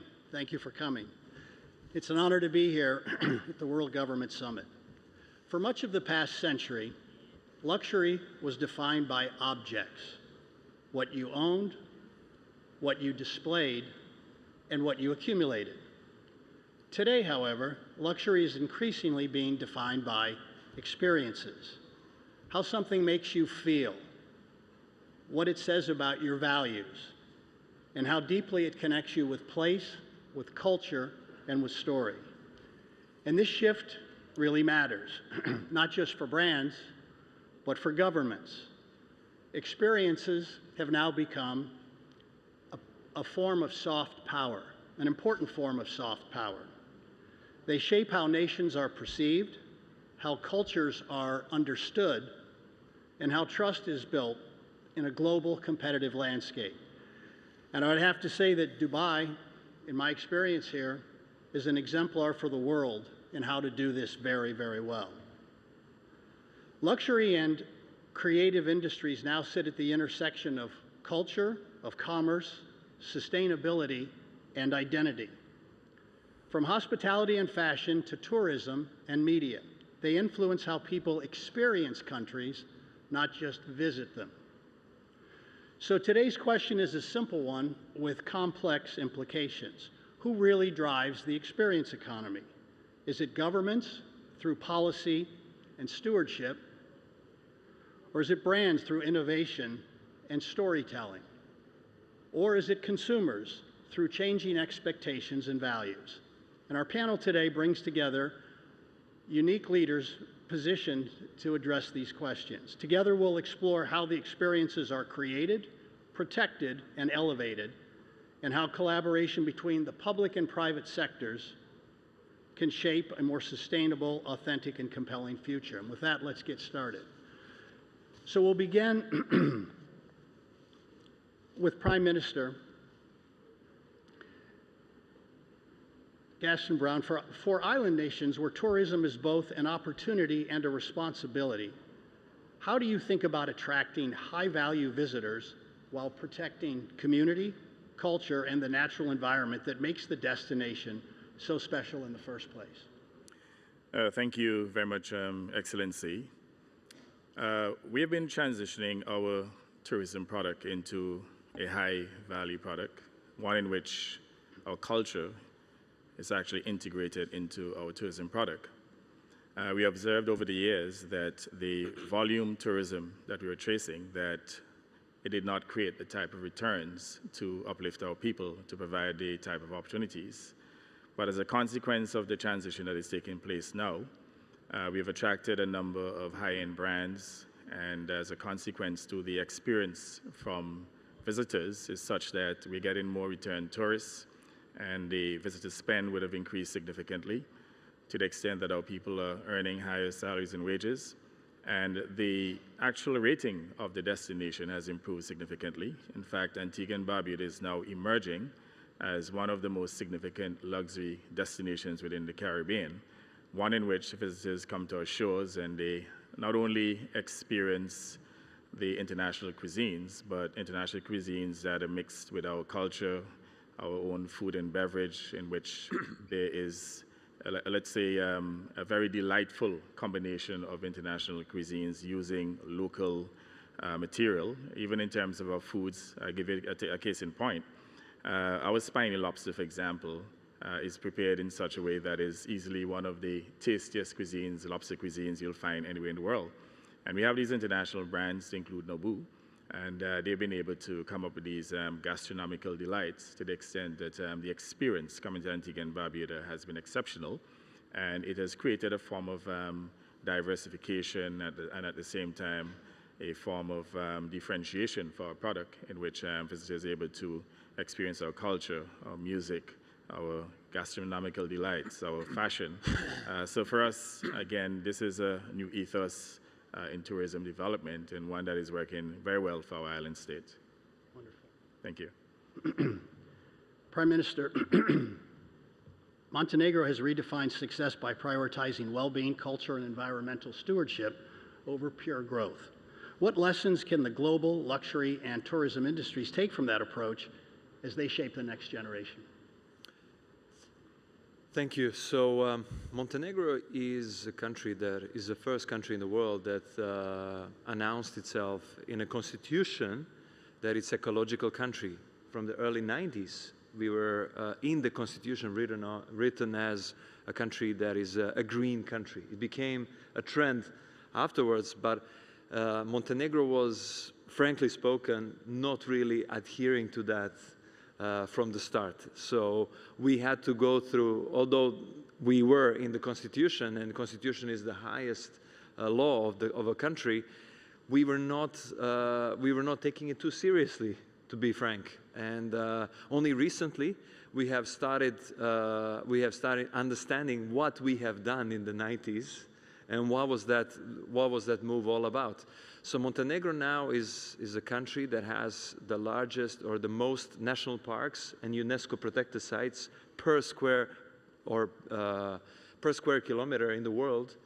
And you know, a lot of people tell me, yeah, is that good or bad? Because you know, if you have so many UNESCO sites, if you have so many national parks, there are so many restrictions and so little things you can do with that space. But I can tell you, this is what the current or the new luxury trends are all about. People are looking for something that is genuine, that is preserved, that is keeping the spirit or keeping the history, the culture as it was, and you know, this is what we are trying to sell. And as a prime minister, you know, a lot of people think that politicians are mainly doing the regulatory work or the work around managing the country, but it's also, I think, somebody told me, you are the chief sales officer of a country. So you have to be somebody at the forefront of these, trying to sell the story of a luxury, or the way you perceive the luxury of your country. And another thing is, turning the disadvantages into the advantages. So although we are quite centrally located in Europe, and we relied on the tourism markets, Europe, Eurasia, Middle East, so this was our traditional markets, but it's not easy to reach Montenegro, frankly spoken. Most of the Germans or Austrians or Central Europeans who are or Northern Europeans who are traveling to the Mediterranean Sea, they would go by car. They don't go to Istria or Italy or Spain or South France by plane. They go by car. So if they go by plane, they will go to Thailand or a place like that. So we were in between. So nobody wanted to go by plane, but actually going by car is not easy. So what we opened a couple of really premium marinas for yachts. So turning the disadvantage into complete its opposite. So now we have arguably the best yacht marina in Mediterranean, and it became like a good entry point and good customer acquisition tool for us. A true luxury experience. Yeah, true luxury experience. Wonderful, thank you. Moving on, Daniel, the luxury fashion used to be about products on the runway. And today it's more about experiences and communities and identity. And as a global CEO, what's been the hardest shift in leading that transformation as you move more towards experiences? Thank you for the question, and thank you for having me here. I think it's a combination of all in today's. You still have to do the fashion shows, but you have to turn a fashion show also into an experience. And a shop for us is not anymore just a point of sales. It has to become a point of experience. And therefore, we have to activate on all angles in every possible way to engage with the end consumer. And as we say, our aim is to turn an end consumer into a fan, because a fan is also very loyal. And that's not easy, but you have to transition.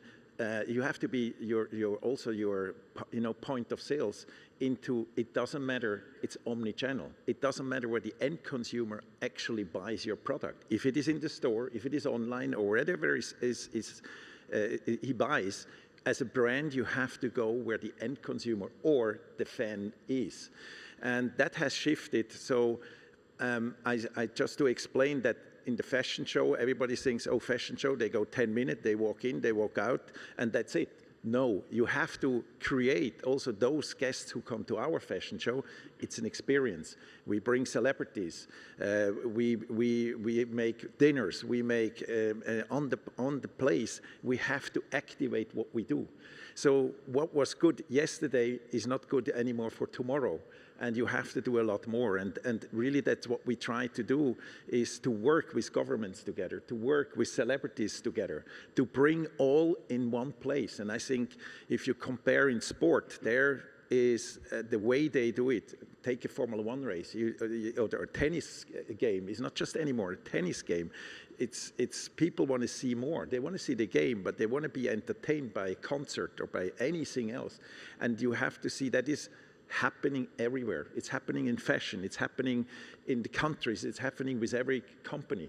And you have to do a lot more than you had to do in the past. And I think the collaboration between government, business, and end consumers needs to be tight. And we have to understand what the end consumer wants. And that is shifting on a daily basis. And that's where we as a brand, that's where we invest. That's where we want to be at the forefront and be also an example. Have you seen tangible results from that increased connection with the consumers through experiences? Oh yes, social commerce, for example. Any activation you do through social commerce, and there is the button, where you can buy immediately. So the transaction for every activation we do is immediately shown in sales. And the followers, which we do with celebrities, it's just nothing anymore like it was in the past, where you place an ad and then as a brand you were great. You have to do so much more, and that's where you have to invest. Next to the product, you have to invest into the experience, and that's how you become not only end consumers, that's how you become fans. Excellent. Thank you. Benjamin, hospitality is where the national identity becomes personal. And how do you preserve heritage and authenticity in your brand while still innovating for the global traveler who expects modernity, personalization, and sustainability today? All right. Well, again, thank you very much for having us today. It's wonderful to see Dubai opening up to so many new ideas and opportunities, and it's a real privilege to be representing the Peninsula Hotels here. The Peninsula Hotel is part of a company that's been operating luxury hotels for over 160 years. We started in China, in Shanghai, and then are now in over 10 countries or 12 countries.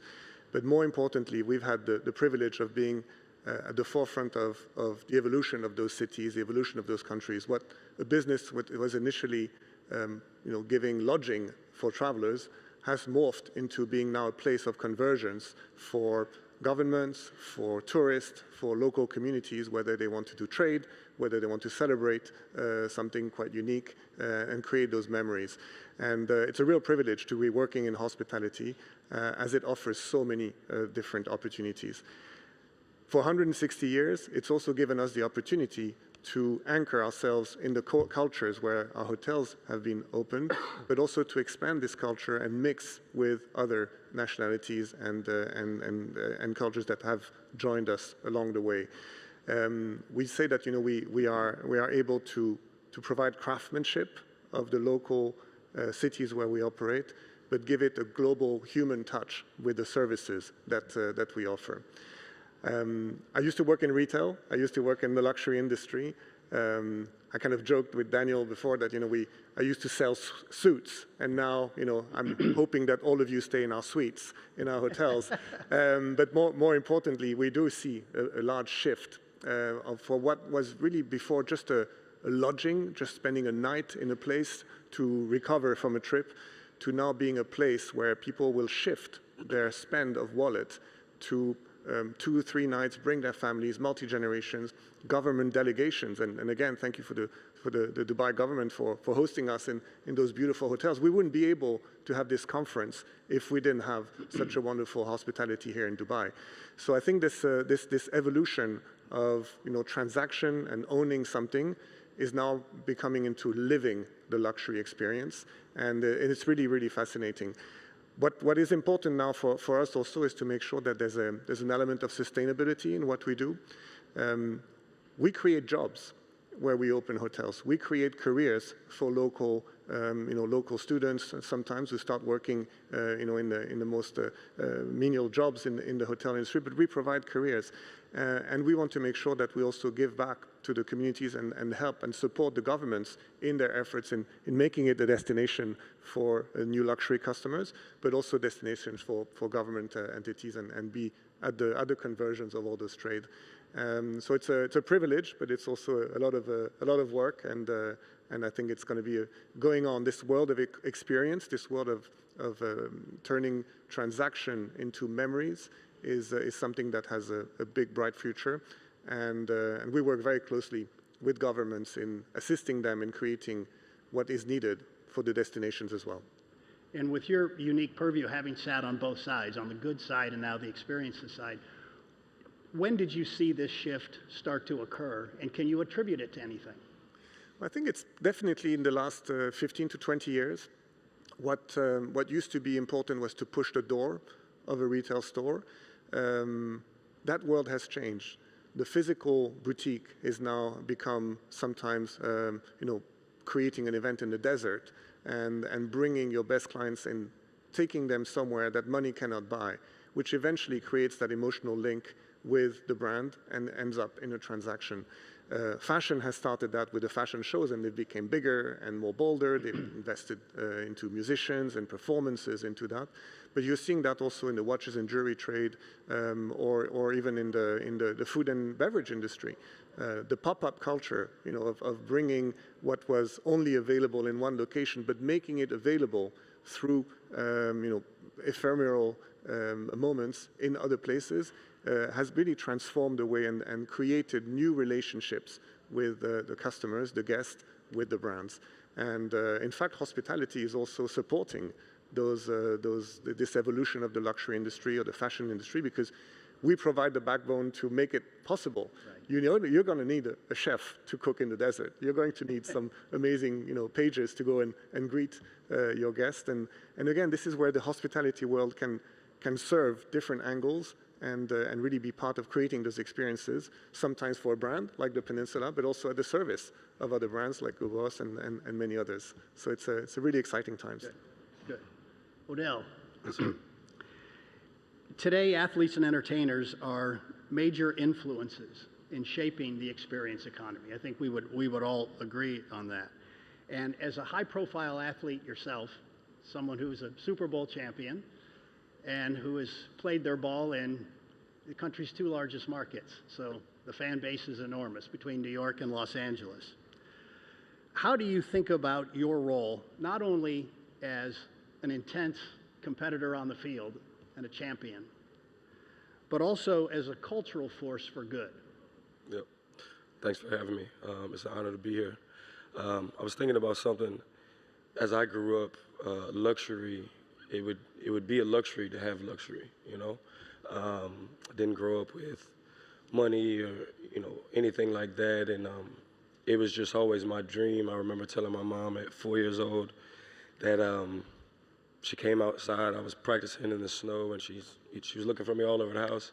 And I'm throwing the ball to myself, and I was like, I'm practicing for Sundays. And she said, I said it with so much conviction that she had no choice but to continue to push me. And when I think about fashion and growing up, just the way that I dressed was always different from everybody. I felt like it was a way of expressing yourself. And just one thing I always stand by is just being authentic to myself. I'm just always going to be that. So when I got to be on the field and got to be, who I am, I would always just try and stay in that authentic lane, and I would push and inspire kids, to do the same, not to change who they are, and the world will accept you, at some point. So just being able to be in 2 of the largest markets, honestly, has been a blessing. God has put such a tremendous opportunity for me to have that, to be able to inspire kids. It was always just about inspiring one kid. I remember one of my idols growing up, Michael Vick, and I had the opportunity at halftime. We'll have our Pee-wee teams. We get to play. We'll get 1 possession each, 1 defense, 1 offense. And I remember Mike Vick was just so gracious and so humble. And that moment as a kid, I'll never forget. And I just was always like, when I get to that position, this is exactly how I'm going to be. And just being able to touch one kid's life and inspire him, that's all I ever set out to do. I know that there's been a lot more, but it was always just about being able to place that love like on one kid and have that moment that he'll be able to remember forever. So just inspiring kids to be themselves, be authentic, and just be the very best that they can be. You've done a wonderful job of it. Yes, sir. When we think, and this would be for anybody on the panel, how, and we can combine here on this, but how can governments and brands collaborate more effectively to build world-class experiences? I think it's very simple, like with everything. We have to talk to each other. We have to share ideas. We have to show each other what are the opportunities that the government has, and we have to show as a brand what kind of opportunities we can give. And we heard about pop-up stores. We heard about fashion shows. It's from our point of view, there is so much more, also in sport, that we could collaborate. And having testimonials, and they bring it so fast on the spot. The reach of combining all together really creates that experience. And we as a brand, we can give these emotions that are happening on an event. We can transform for the government into the world. It's how the values of a government, the values of a country, we as a brand can transform that value for government into the world, whatever it is, and if it is in sport, if it is with culture, if it is with anything, brand has the power to do that. That's how I see it. Of course, as a brand owner, I really see we have there a lot of possibilities that we are always able to do. And I think Dubai is an example. I remember 3 years ago, we did even a fashion show in the desert, in the real desert. And that was an experience nobody expected. I think we were one of the first ones who did that. But these kind of collaborations, that's what we are looking for. And that is, every government is welcome to talk to us and bring ideas. The more crazy it is, the better. I think we're right at time. I appreciate everybody very much. I think this is an excellent panel. Thank you, guys. Thank you.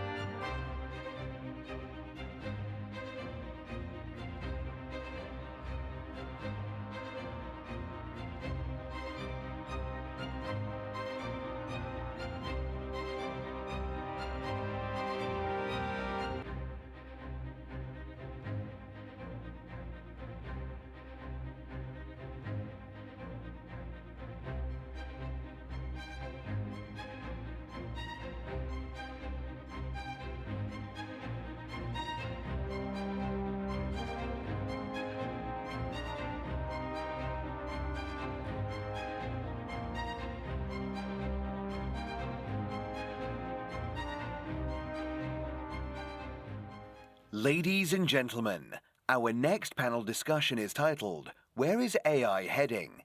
This session is moderated by His Excellency Omar Sultan Al Ulama, UAE Minister of State for Artificial Intelligence, Digital Economy and Remote Work Applications, and Vice Chair of the World Government Summit.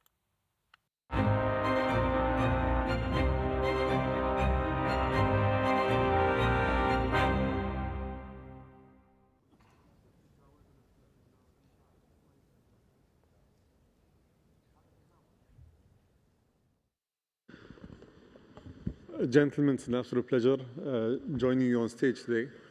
I'd make a quick introduction. Chamath is a legendary investor. He runs Social Capital, and he's recently done very well with Grok. Your investment there, I think, had paid off dividends, but well done on that. Joe is a friend and the chairman of Alibaba. Last year on the stage, we were talking about AI and where it was going, and I must say all your predictions came true with regards to how fast China is moving when it comes to artificial intelligence, and as well the ability of companies to iterate, to innovate, and to move forward. I'd like to start off by maybe talking about an interesting shift. We've always been used to seeing the US being the champion of open source, Silicon Valley leading that charge, and the rest of the world focusing on trying to have their own advantage and focus on building closed source systems. With AI, we're seeing a complete shift. China's championing open source. The US is trying to push for open source, but are working on closed source systems. How do you think that's going to affect the way that governments pivot, the way that people choose the AI models that they use? We'll start with Chamath, and then we're going to go to Joe. Well, I'm actually quite surprised by it as well. I mean, I do think that there are a handful of American open source models that are quite good. I think NVIDIA's models are excellent. But in fairness, the Chinese open source models are just superb. So I think what it means is that every country, probably in the next 3 to 5 years, will be forced to make a very important decision, which is around the sovereignty of their own productivity and GDP. Because to the extent that these AI, and in that realm, I think the open source models provide the clearest path, because it just gives you total transparency into what's happening underneath the hood. Now, there's a lot of work, and we can talk about this later, that has to happen for a country to be able to embrace an open source model. But I think the future is open source. Joe? Well, I totally agree with what Chamath said about different countries. You're better off with open source model if you are focused on sovereignty and having control of your own data. But just going back to history a little bit, why China has evolved and why most companies in China have taken an open source approach is that software has, in terms of application software like SaaS industry, has never developed in China. So the idea of users coming to an API to use a AI model and pay for it has never been a primary business model, and is not. And the judgment by all the model developers is that they're not going to make a lot of money providing a closed source through an API. So all the model companies have decided that why don't we just open source first and let the model take care of itself in terms of adoption of usage and proliferation. And fortunately, a lot of the various governments have taken notice, and because they care about the sovereignty aspect and care about their data privacy, you could take an open source model and deploy it on your own infrastructure. You can do it on premise. You can do it in a virtual private secure environment. And it will have nothing, whatever you do to post-train the model or running inference will have nothing to do with the original open source model maker. And that thereby you basically claim sovereignty, claim ownership of the model. And, but it remains to be seen, it's still a very big question, how economically all the model companies are going to make it sort of sustainable with an open source approach. Don't you think the issue is the economics? You're spending billions of dollars to build this model, and if you open source them, you're not really monetizing it in the way that you can potentially monetize it. So that's why most of the companies are focusing on closed source to try to generate as much profit from the model. And then they open source the older versions. We've seen that with Grok, for example. We've seen that with even Llama and other, let's say, models in the US, where the frontier ones are closed source until they're able to generate some revenue, or at least some advantage, whether it's getting market share or otherwise. Do you think that is the main reason, or is there more of an ideological shift? And can China sustain making all these models open source, especially the frontier ones? So I would make a distinction here between companies that that develop the frontier models plus a infrastructure business like cloud computing versus those companies that actually just only do the model. I think the companies that only do the model will have to think about how do you generate economics from open sourcing. The companies that actually have a cloud infrastructure, for example, in the United States, you have Google that has a full stack of the model and the cloud infrastructure. They also have chips, can monetize in other ways from the usage of the open source model. Obviously, Gemini is not an open source, but if you look at China, look at the example of Alibaba. We have our Quinn model is open source, but we also run our cloud business, and today we're monetizing because people are training and also developing their running inference on their models on our infrastructure, and thereby generating the economics. But I think it remains to be seen how in the future, how can you get, especially consumers, pay for a monthly subscription and generate economics there. That remains to be seen. That's the biggest challenge in the Chinese market. Chamath? I mean, I think the reality is that when you adopt an open source model, you're going to need, as Joe said, all of these other things. You're going to need power.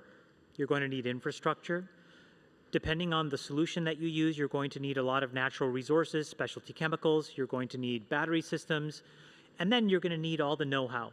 And then on top of all that, you're going to need the capital and the financing.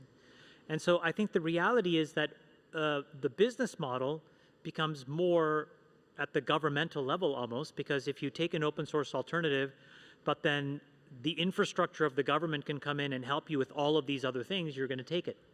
So I think that is yet to play out, but I think that's the real opportunity. Similarly, in the United States, it's all private. So the alternative is, you can't really take a spin of Grok or take a spin of Gemini and implement it on your own for the needs of your own population. But yet you still have to bear the cost of all of these other things. So if all of this was packaged and financed and turnkey and in a box, I think that's the ultimate best solution. That's probably where, international finance organizations and development banks probably need to play more of an evolving role over these next 10, 20 years. Many of the conversations that I currently have and interviews that I would do, and I'm sure that you guys will go through the same thing, people talk about the AI bubble. And the bubble in a sense of, is it sustainable? Can we keep seeing the numbers that we're seeing?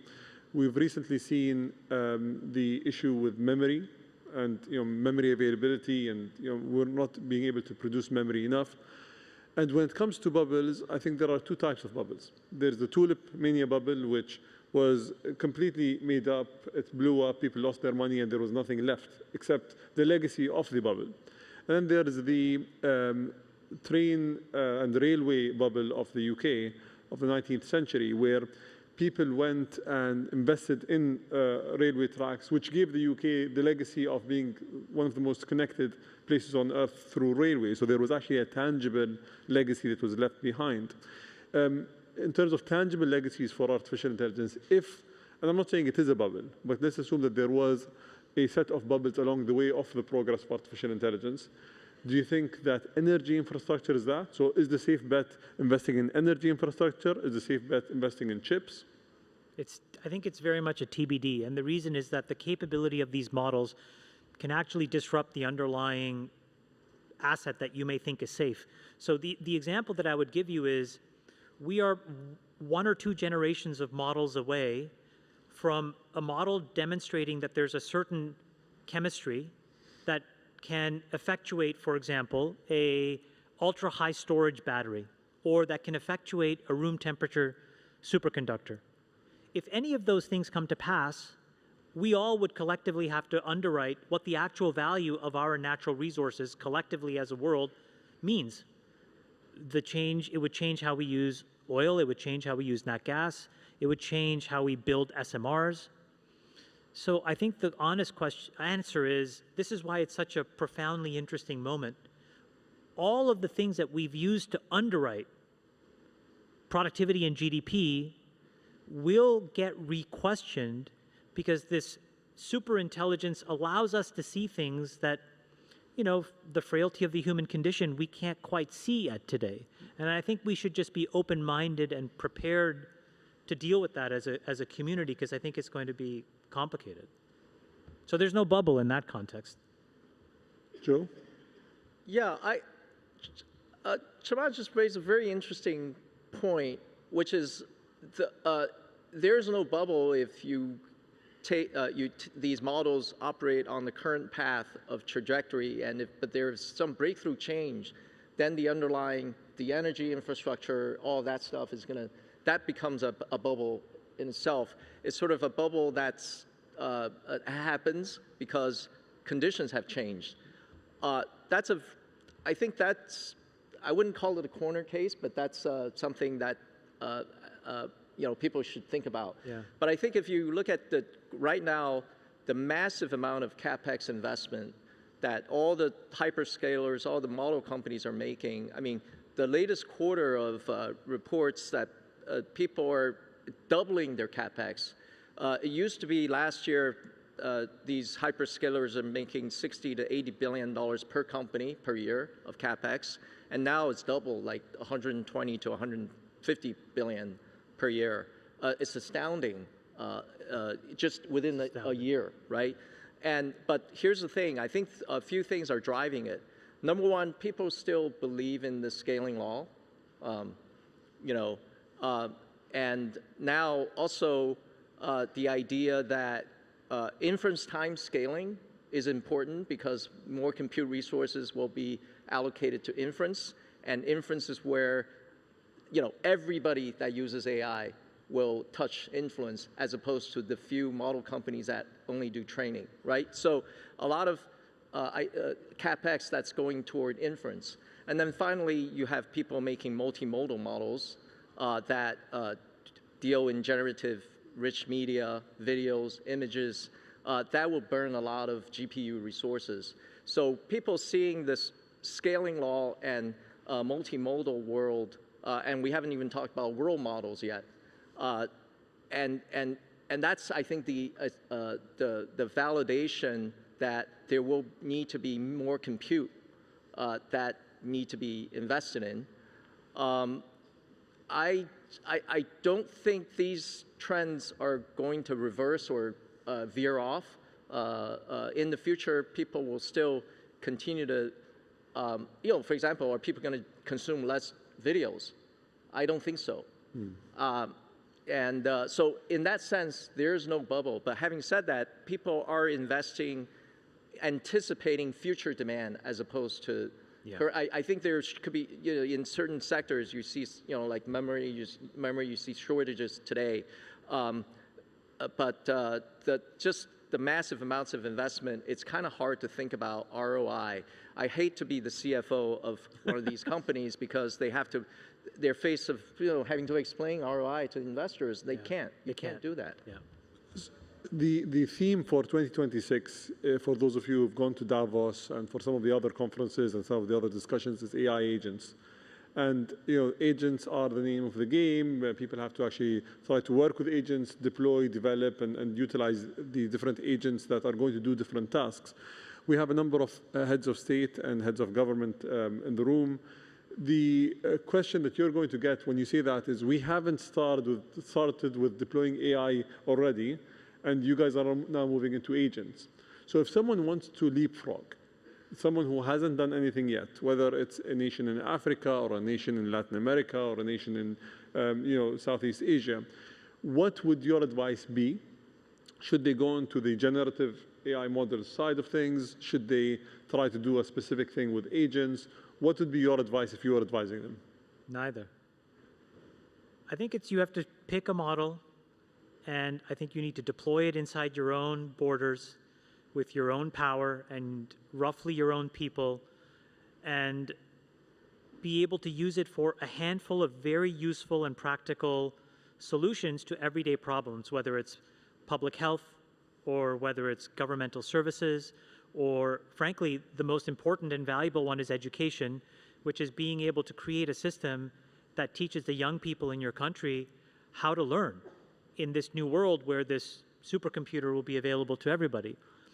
All this other stuff, I think, is very speculative. It's exactly what Joe said. Every frontier has a new language that it uses to justify further investment.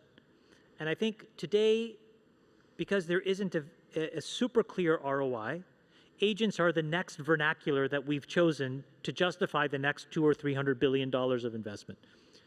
The more practical solution, I think, is to be one generation and one step behind that and say, let's go and educate our kids, cure some disease, and make it easier to renew our driver's license.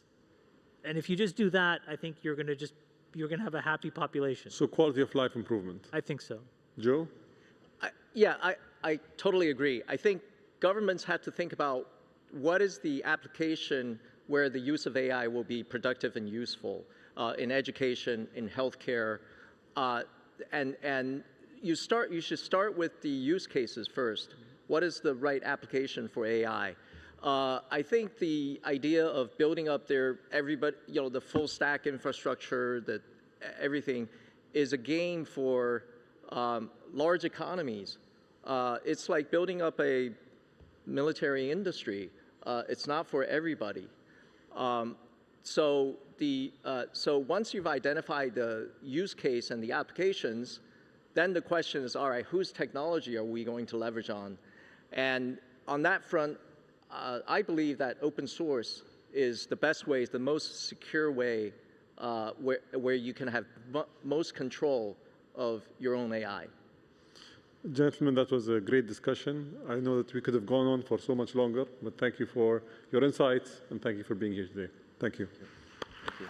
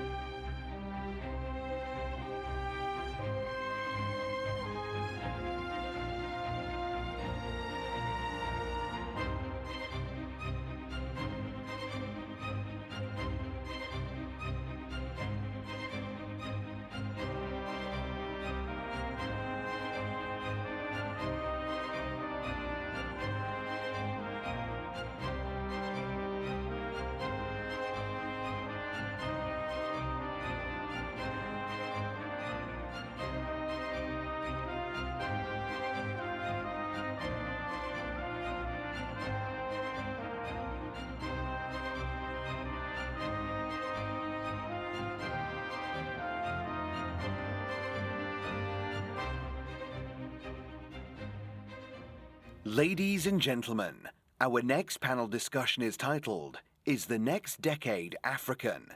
This session is moderated by Tucker Carlson, founder of the Tucker Carlson Network.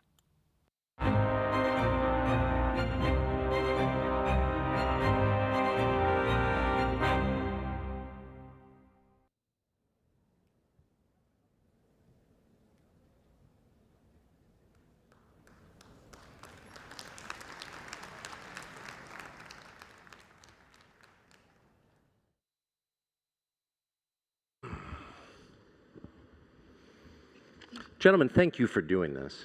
It's awfully nice of you to do this. I'd just like to go right down the line. And first to you, President Nagawa, again, thanks.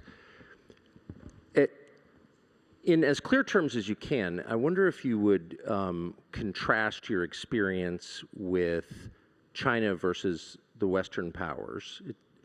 Do you think that Zimbabwe and other African countries, to be totally blunt, get a better deal from Chinese investment than they have with Western powers over the past 150 years? Well, my view is that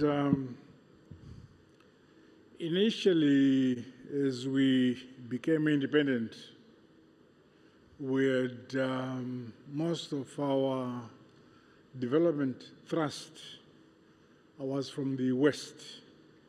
But as we evolved, we have also benefited from investment and cooperation from countries like China. But what are, I mean, the basic structure seems the same. Foreign powers extract mineral wealth from various African countries, but do you think that the arrangement that Zimbabwe and other countries currently have with China is better or worse for Zimbabwe than it was under, say, the Brits? I think the premises upon which you construct your question, I don't think is perfect. Not surprised. Yes, Zimbabwe is a sovereign state. Yes. You understand? And we move on the basis that gives us the best results of our resources. Whether it is relation with the West or the East, what is primarily important is what we ourselves as Zimbabweans are satisfied with. We don't need to please the West or please the East. We please ourselves. Good. That seems like a good model for every sovereign country. President Bio, thank you for this. Do you think that there is a substantial difference? I'm just trying to understand from a Western perspective how the East does business in Africa versus how the West does. And it may be too sensitive a topic really even to talk about out loud, but to the extent you have a view you can share, would you? I'm sure relations cannot be measured country by country. Yes. Relations depend on the historical background of countries between one country and another. Yes. That's the basis on which relations grow and are nurtured. For us in Zimbabwe, yes, we are a former British colony, but we are very happy with the relations that have now developed with, say, countries like China and so on. Yes. Despite being a former British colony. I think this maybe one of these topics is too difficult to talk about in public, so let me just ask you, President Bio, about one of the strengths of your country and the continent, which is its birth rate, which so far surpasses that of any other region in the world, and that seems like a strength. How has your country, Sierra Leone, but also many other countries in Africa, been able to maintain a birth rate at replacement when Europe, the US, Canada, lots of other parts of the world have not been able to? Thank you very much. I think we are hard workers, and we work both in the day and at night. And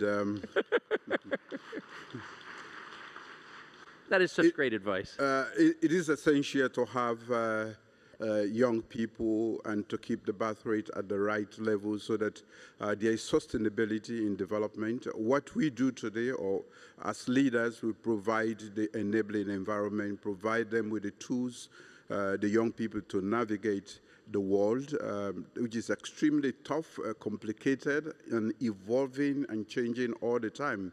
So it is our responsibility to bear that in mind. We have to plan ahead. Be ahead of the curve to be able to replace accordingly so that we don't have a gap in our development process. So we have been busy producing as much as we can a lot of good people, and we are investing in their education so that they are fit for purpose for a world that is becoming digital and, of course, going extremely to the edge of technological advancement. If I could just ask you a quick follow-up to you, Mr. President. Do you keep track precisely of how many of your young, educated citizens leave and how many stay? Are you thinking hard about how to retain the smartest, most energetic people?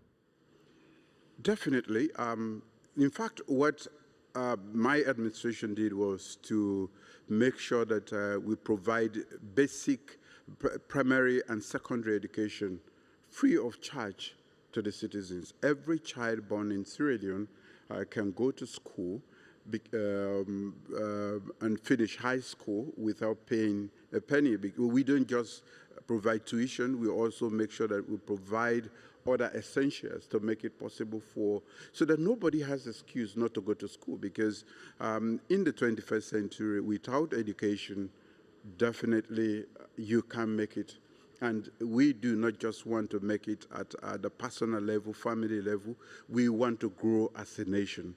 We want to be useful citizens of West Africa, the community that I chair today. But we also want to be useful citizens, global useful citizens that can contribute to the world. So we are taking stock of that, and we are educating them, equipping them. In fact, I call education as an equipment, a navigational equipment in a world that is becoming very, very complicated and complex. Thank you.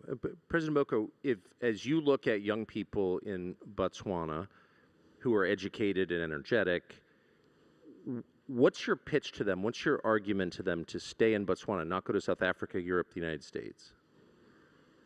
Young people are generally innovative. They are entrepreneurial.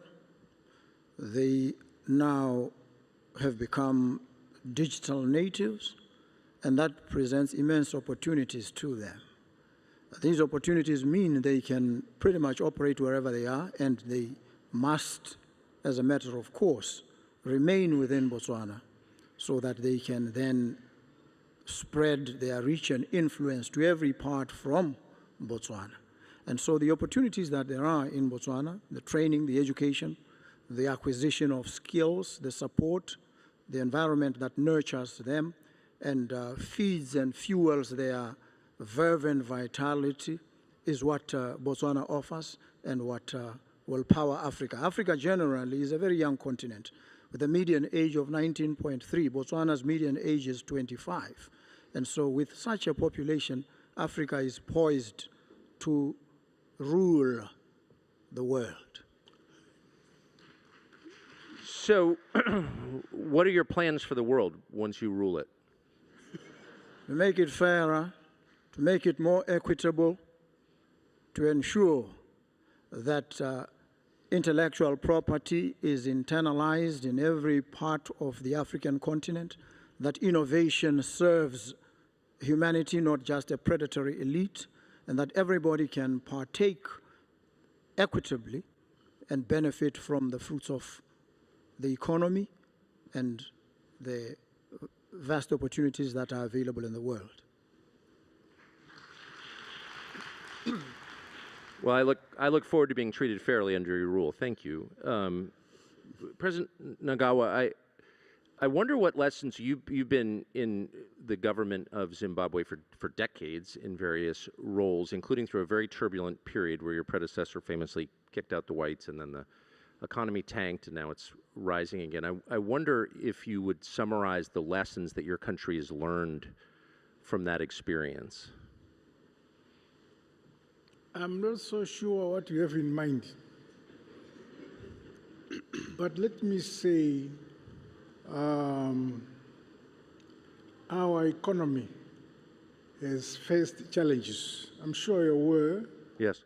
Zimbabwe has been under sanctions for decades as a result of us claiming our land from the British and making ourselves independent. We seized the land and gave it to our people. So sanctions were imposed on us. But in spite of all that constraint we have developed, and we are happy that we have developed on our own, and we feel very independent. Well, some of the land was seized from people who were born there. So I wonder if there's a lesson about targeting people on the basis of their skin color. Do you think? Can I hear you? Well, people had their land seized in Zimbabwe who were born in Zimbabwe, and they were targeted on the basis of their race, and I wonder if you think that's good or bad. No. Land did not belong to a race. It belonged to Zimbabweans. Right. So when the colonialists took land from us, time came when we asserted ourselves, take back our land. And those who wanted to have land at the same basis as the African people of Zimbabwe remained. But those who felt they were superior left. Okay.